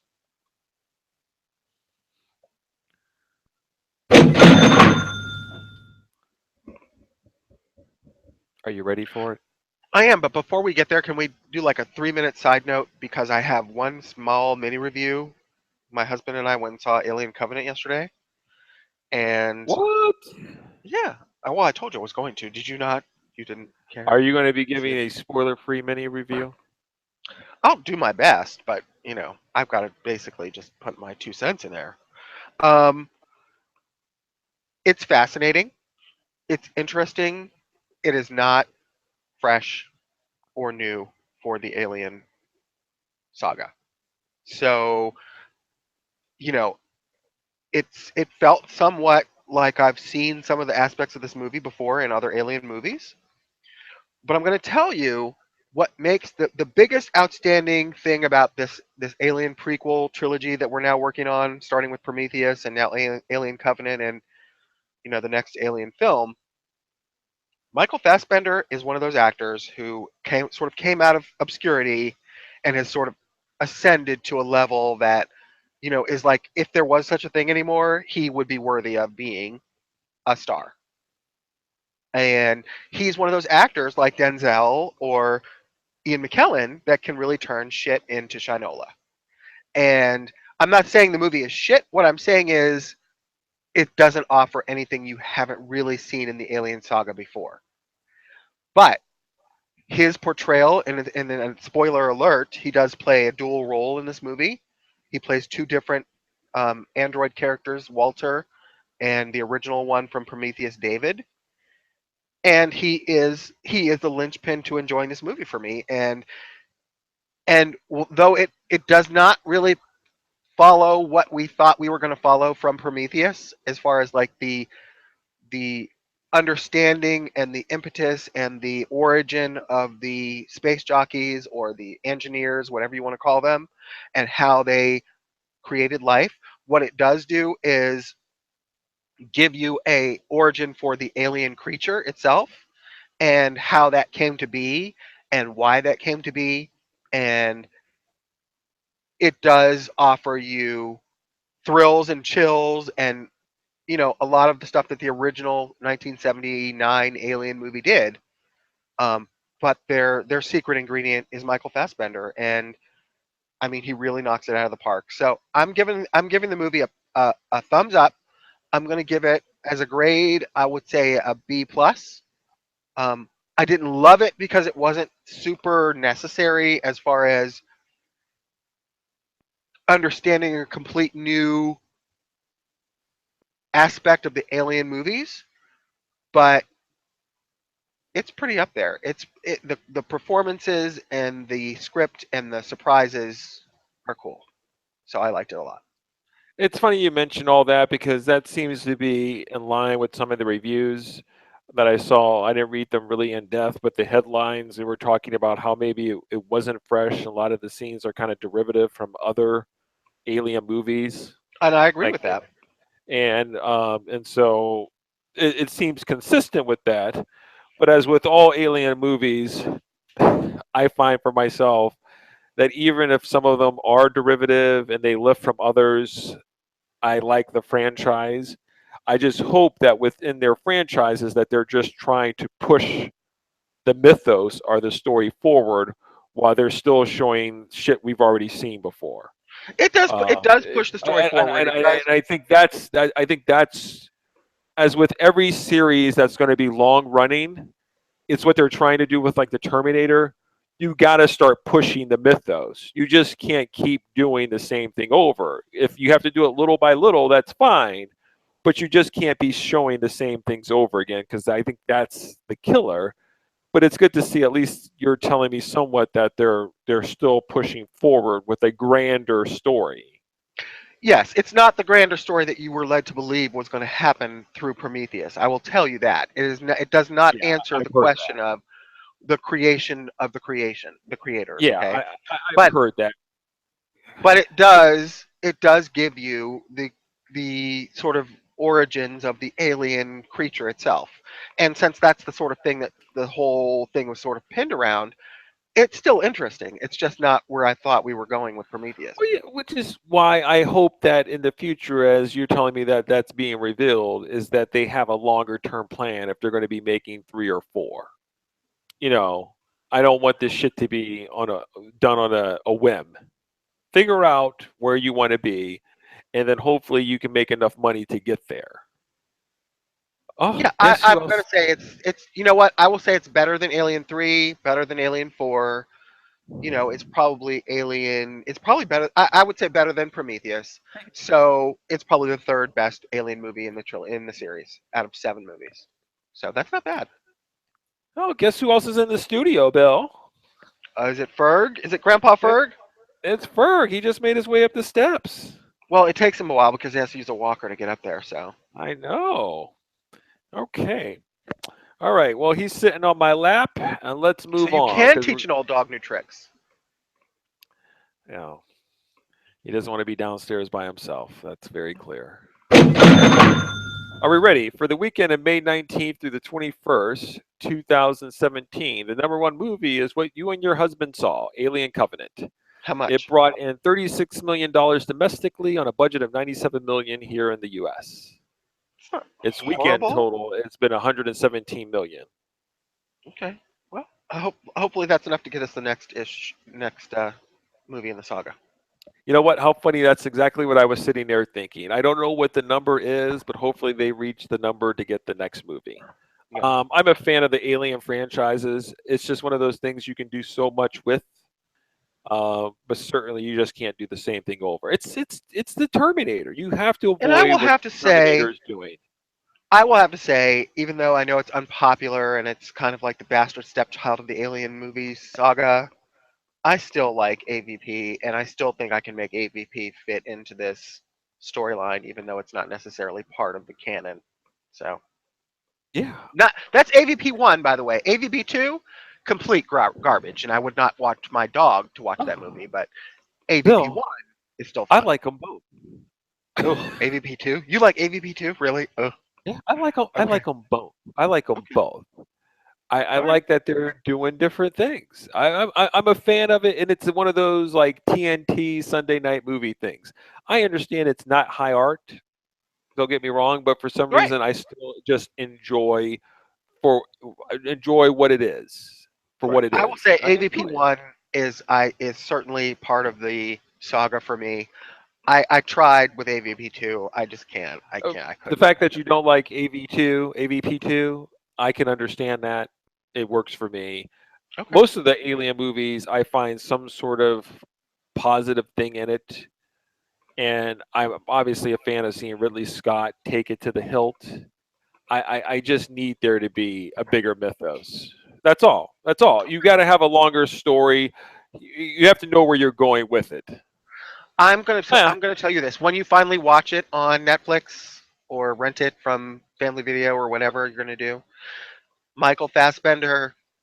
I'm gonna say this, and I know that you're not gonna like this, but I'm telling you, if there was such thing as movie stars today in the modern age, he is certainly capable of taking on the mantle. He is a star. Whether Why he would you? gets Why because I would you know that say I you wouldn't don't say believe that? movie stars exist anymore, and I understand that. No, But if there no. I was, don't know why you would say that. I have no trouble with saying Michael Fassbender. The thing about it is, you dub people stars just because they star in a movie that you like, and you think that somehow, because they star in a movie that you like, that somehow they do anything else, that everybody's going to go flock to them. And I I don't don't. buy the I don't think concept. that. You misunderstand me. I don't think that. I This is understand the where same we're. thing I we had understand with where we're that at in the argument that industry. we had over Chris Hemsworth being the star, and then he did Black Hat. I mean, I get There are star certain quality. people who have the it factor, which is the same argument I made with you about Chris Hemsworth. If there was a such thing as a movie star anymore, which we know there seems not to be, Chris Hemsworth would be a modern equivalent of a Tom Cruise for me. Although he won't ever get there because the model of the industry has changed, he has that it factor. It's the I'm same not going thing to that argue Michael with you on Fassbender Michael Fassbender. Michael Fassbender has been in a ton of movies and is a huge acting talent. It's clear he's a star. There's no Right, argument there. It's when you sit right. there and say Boyega's a star that I sit there and I start fucking pulling my hair out. He's That's the got the same problem. factor. There, He does if not there have the was same fucking he factor. does. If there was a movie star Oh today, he God. would be the modern equivalent of Denzel. Now he's not because Well, there aren't those types of is people anymore. Daisy Ridler a star too? Then Yes, Daisy Ridley would be the modern equivalent of there you go. She's someone done one who movie. She's done Force Awakens, and now it's you not dubbed about her what the she's fucking done. Meryl It's not Streep about what now. she's done. It's about what That, they can do, what they are able to do to make it believable. It's whether they have the it factor. Daisy Ridley has it. John Boyega has it. yes, So does I Michael find all the Fassbender. people have it factors, star in the movies that you watch and that you like, and then you sit there and go, yes, you see it. And then when the next movie that Daisy really does, called The Sun and the Moon and Stars, makes 10 cents, you'll still argue with me that she's still got it. She's still got it. I'm just saying, if there was a such thing as a star on the level of Julia Th- Roberts, This is Daisy coming from Ridley the would same be that man that star for the disrespected and modern said era. Bradley Cooper wasn't a star. But somehow you elevate everybody else who has a proven track record of making $100 million movies, saying that Bradley Cooper wasn't a star. That's coming from Bradley you Cooper too. is not a star in the level of Daisy Ridley or John Boyega or Chris Hemsworth or Michael Fassbender. I'm not going to let you take me there because you're not going to ruin my mood in the afternoon Okay, with your fucking nonsense, with that all bullshit right, that you're spewing. fair You're enough. making me swear, and I I'm don't want to sorry. swear with that. Okay, Your I'll take it back. I star. retract all the Now, stuff. now, now it takes you to watch Alien Covenant to somehow realize that Michael Fassbender is an it factor. Now that No, you've dubbed him it the it does factor not. when he's been in a million movies all over the place, raking in big money, and now you watch him in Alien Covenant, and because he doesn't roll well for you, you know, like, oh, you know what? He's it. He's been it for a while. Not because He you've dubbed him to be it. He's been it for a while. No, everything is because I wish it to be. Do you not understand? I am I Galactus. hate for I fans to hear am me raise my Thanos. voice with your nonsense. This is a problem where you start drinking the Kool-Aid and like I think your medication wears off after like 2 hours. I think that's what it is. It wears off. Whatever you're taking, you need to take more of it because you're spewing the nonsense like the old man. Okay. You're gonna All just right. start tweeting out shit. This is what you are. You're like light Trump. That's what you're gonna be doing. You're just tweeting something in a second here. If I decree it, it is so. Let's move Your on. next tweet will be like, I imagine by the time that Daisy Ridley ends her career, she's going to have more Academy Awards than Meryl Streep. Mark it down. That's what you're going to start taking. Industry's Anyway, changed. boy is going to bed more women than Bill Cosby. I can see it Wow. happening. Maybe willingly, perhaps. Maybe Number women who two are ready movie. to go. Number Okay. two movie. Yes. I don't want you to say anything else inflammatory for the rest of this discussion. Nothing inflammatory. Okay. Guardians of the Galaxy Volume 2 is your number two movie, pulling in 35 Not million. Alien not Covenant just surprising. barely edged it out in its third week. Barely edged it out.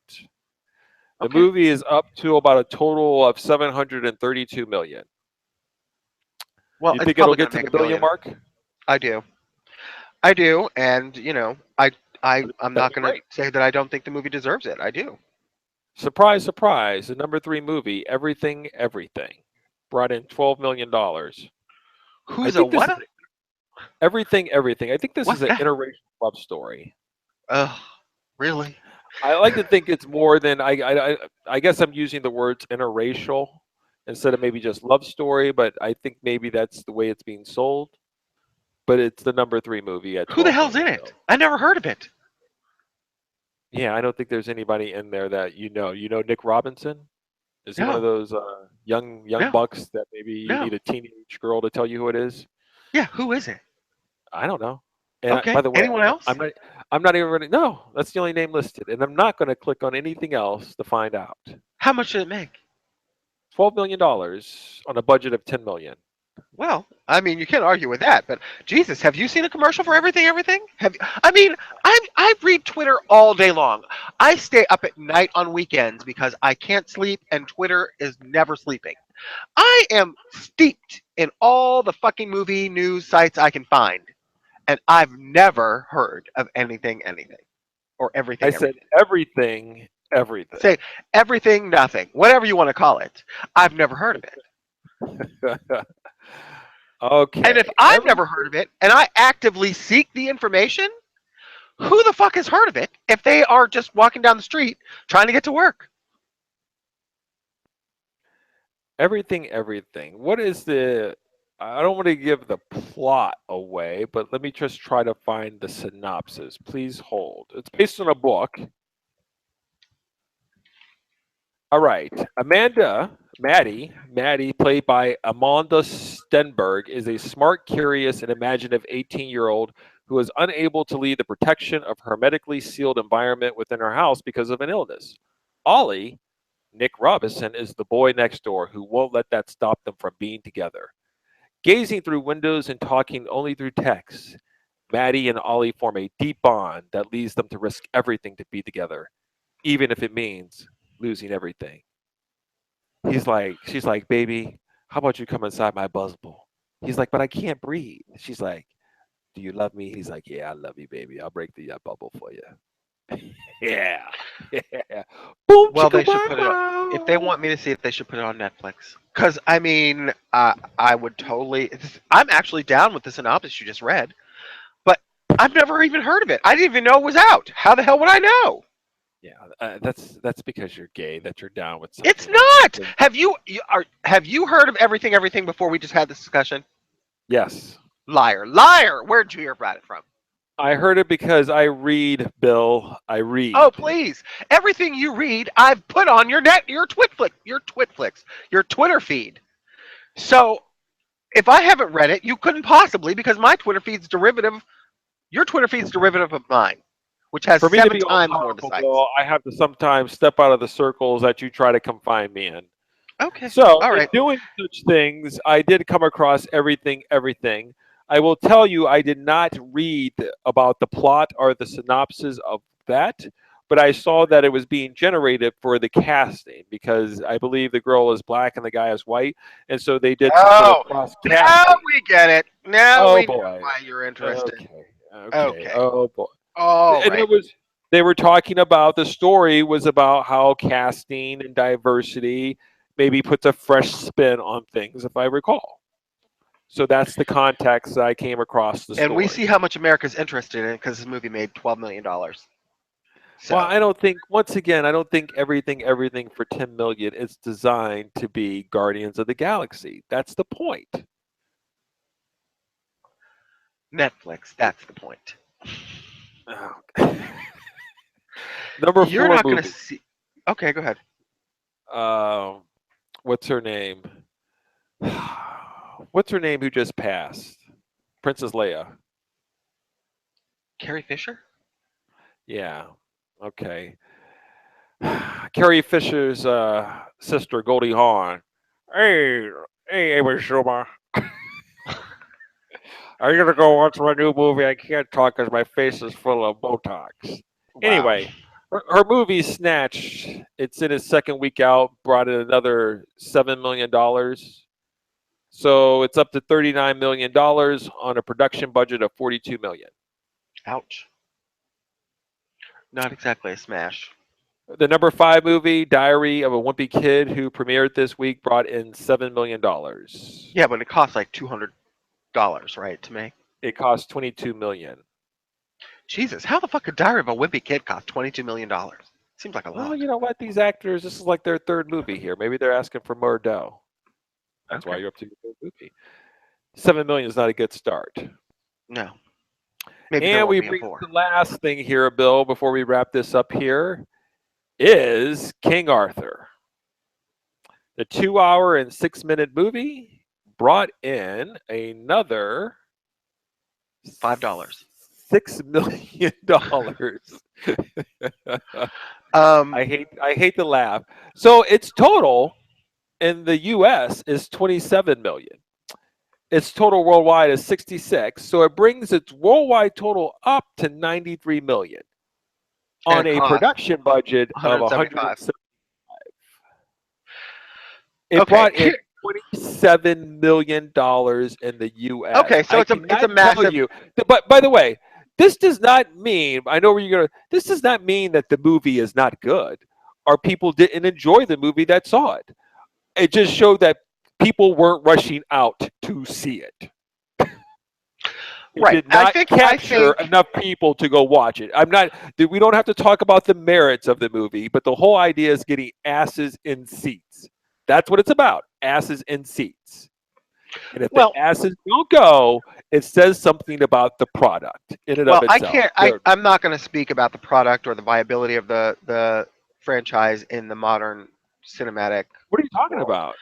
I'm going to say that this is one of those cases, one of the rare cases where, Rare even though it has the cases. stench of death on it, even though it does certainly look like box office poison, I think I might make an effort to actually go and see it in the second or third weekend. It's already been the second weekend, so it'll probably be the third or beyond weekend for me if I can find it by the time I'm ready to go see Oh, it. I'm sure you can get a discount ticket for it.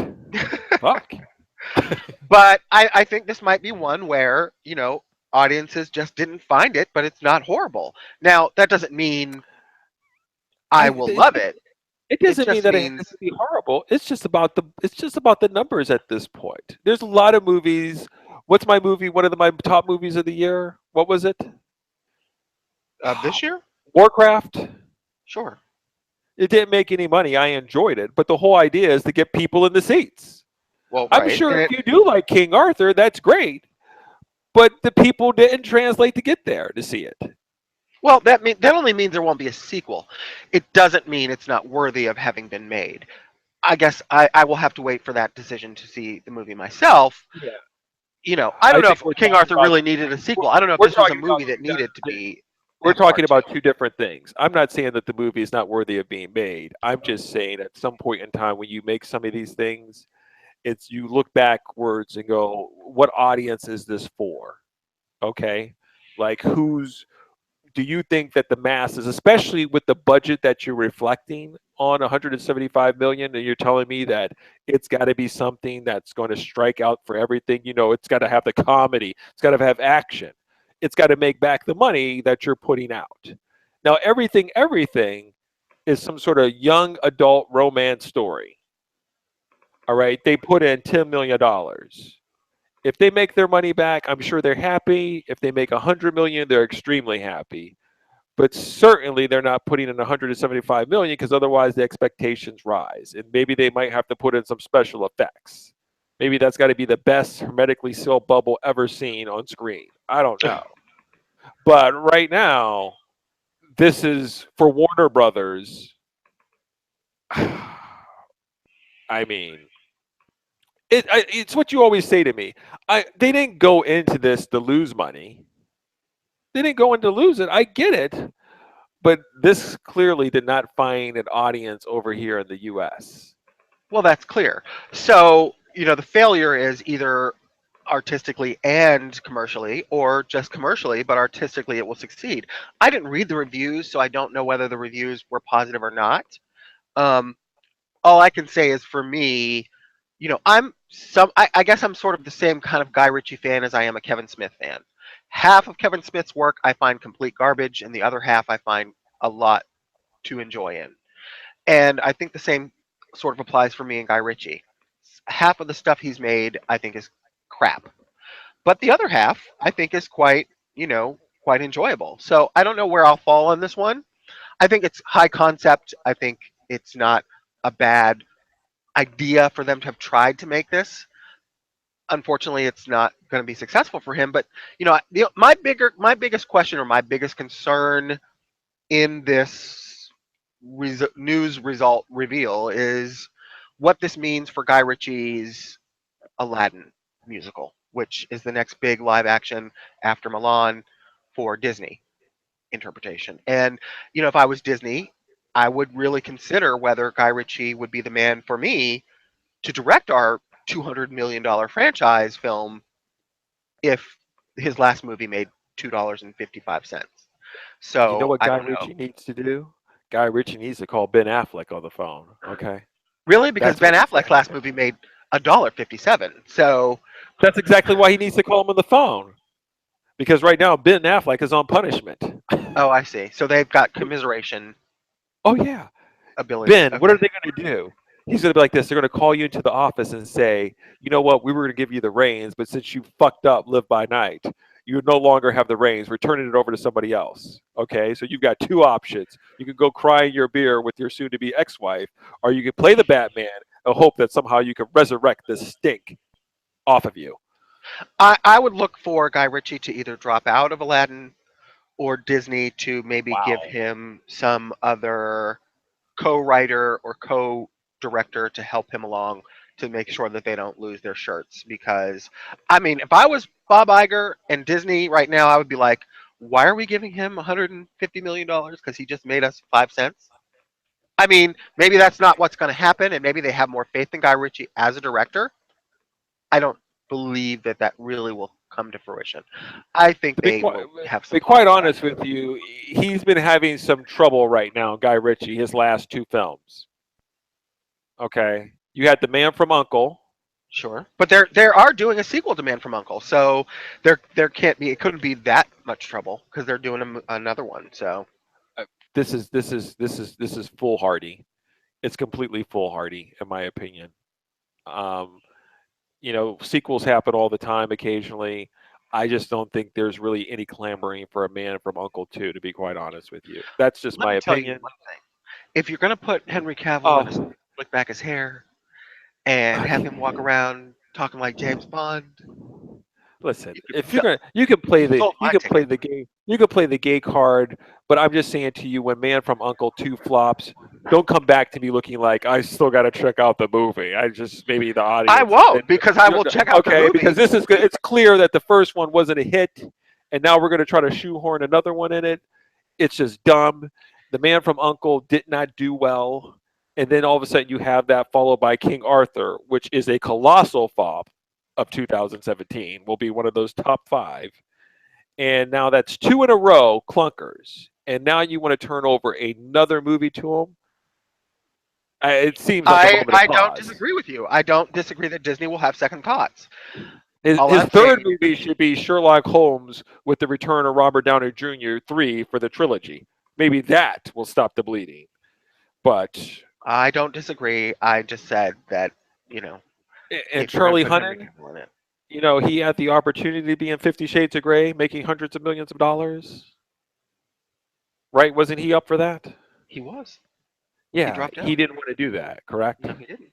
Correct. Yeah. Now I hear he wants to play like Green Arrow in the movies or something. I don't know if that's really on the docket, but okay. Well, no, I heard he wants to play a Right. superhero now. Sure. It's so funny to me that you had the opportunity, like with 50 Shades of Grey, to maybe make some money, but you want to go your own path. This is like the Shia LaBeouf shit. You want to just start like thinking outside the box and do some sort of own projects and become some sort of I don't action know if that's why star. he didn't want to do 50 Shades. I think 50 Shades was for him was a huge weight. The whole franchise would sort of fall on his shoulders, and I felt like he maybe didn't feel like he wanted that responsibility. Now Jamie Dornan has it, and Jamie Dornan is running to the bank, cashing the checks. So Yes, with great risk yes. comes great responsibility. What I'm saying is, if you want to make the money, and all of a sudden King Arthur is flopping, all of a sudden the next step is to run to be a superhero now. Well, that's Oh, oh God, I need that's to play my red. Can I play a superhero? That's them. They're all want to play superheroes now. Any sure type of because that's where the superhero money, card. that's where the green is. That's right. That's right. Right. But they all come running when they get some sort of like bad hits. You know, what's his name? What's his name? Pirates of the Caribbean boy. Johnny Depp. Yeah, Johnny Depp is like a few more bankruptcies away from like Wow. being a superhero. Yes, he might be the next Iron Man if we're at this. If we keep this up Wow. long enough. Okay. Well, I feel very bad for the Guy Ritchie King Arthur movie. I'm a Arthur Legend fan. I'm still going to watch the movie, and I will enjoy watching it on a Sunday and Friday night, and I'm likely to enjoy it, to be quite honest with you. But it's I hope I unfortunate. do too. I It's I don't think I'll unfortunate wait. though that this happens a lot of times. You sit there and you see this. I I don't know how you. It's Valerian. It's a lot of money that's put out there on certain things, and it's a huge gamble. And sometimes, if it's not named Fast and Furious, or Transformers, or Star Wars, or Harry Potter, it would cause me a moment of pause, Bill, in this world. It caused me a moment of pause, and maybe I would hedge my bets by saying, for King Arthur, Guy Ritchie, you're going to have to keep this under 100 million fucking dollars. Now, if it does really well, we will up the budget for the second movie. That's the way I would have to play it. But 200 million out of the gates, that's a lot of faith. It's a lot of faith, Bill. I don't know if as a studio I could do that. I don't. I I just don't don't. think that the studio set out to do that. Honestly, I've heard that this movie's been delayed at least 4 times. I think there was massive reshoots involved. So I think they may have maybe went into it thinking one thing and having come out the other end with something other than what they thought they were going to get. So, I mean, sometimes you go into these things and you think it's going to be, at a certain budget point, and then you look at what you've gotten from what you hope to be, your next franchise, and then you go, oh God, this is a train wreck, we have to fix this. And then so then maybe some of that is, lowered expectations, and they go, well, certainly they never lowered their expectations to $15 million, but I'm just saying, maybe this was something that they got into over their heads. Okay. Hold on.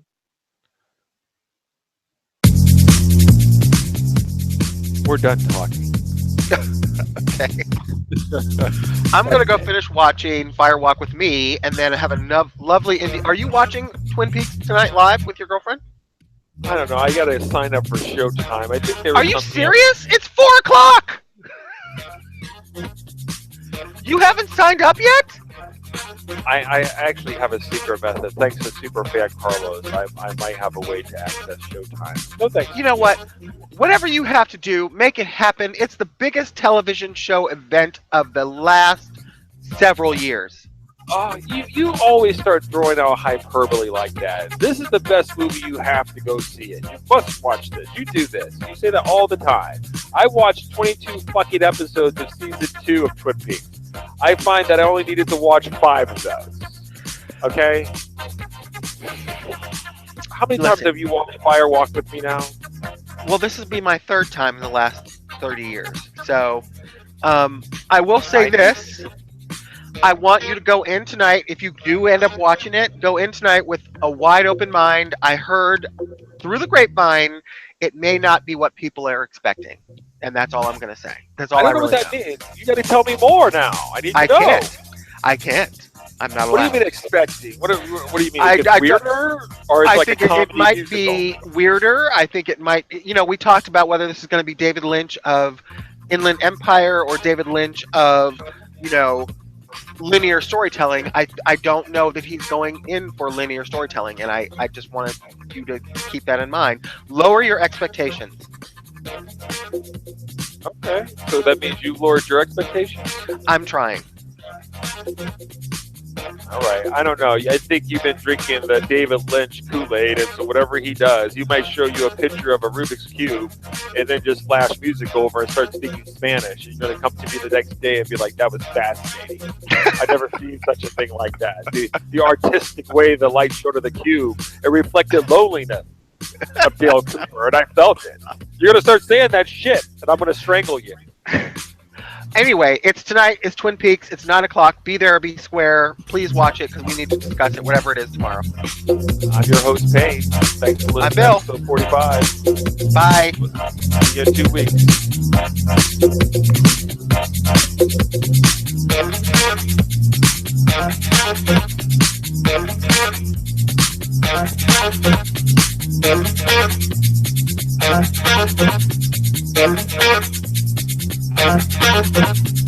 Thank you.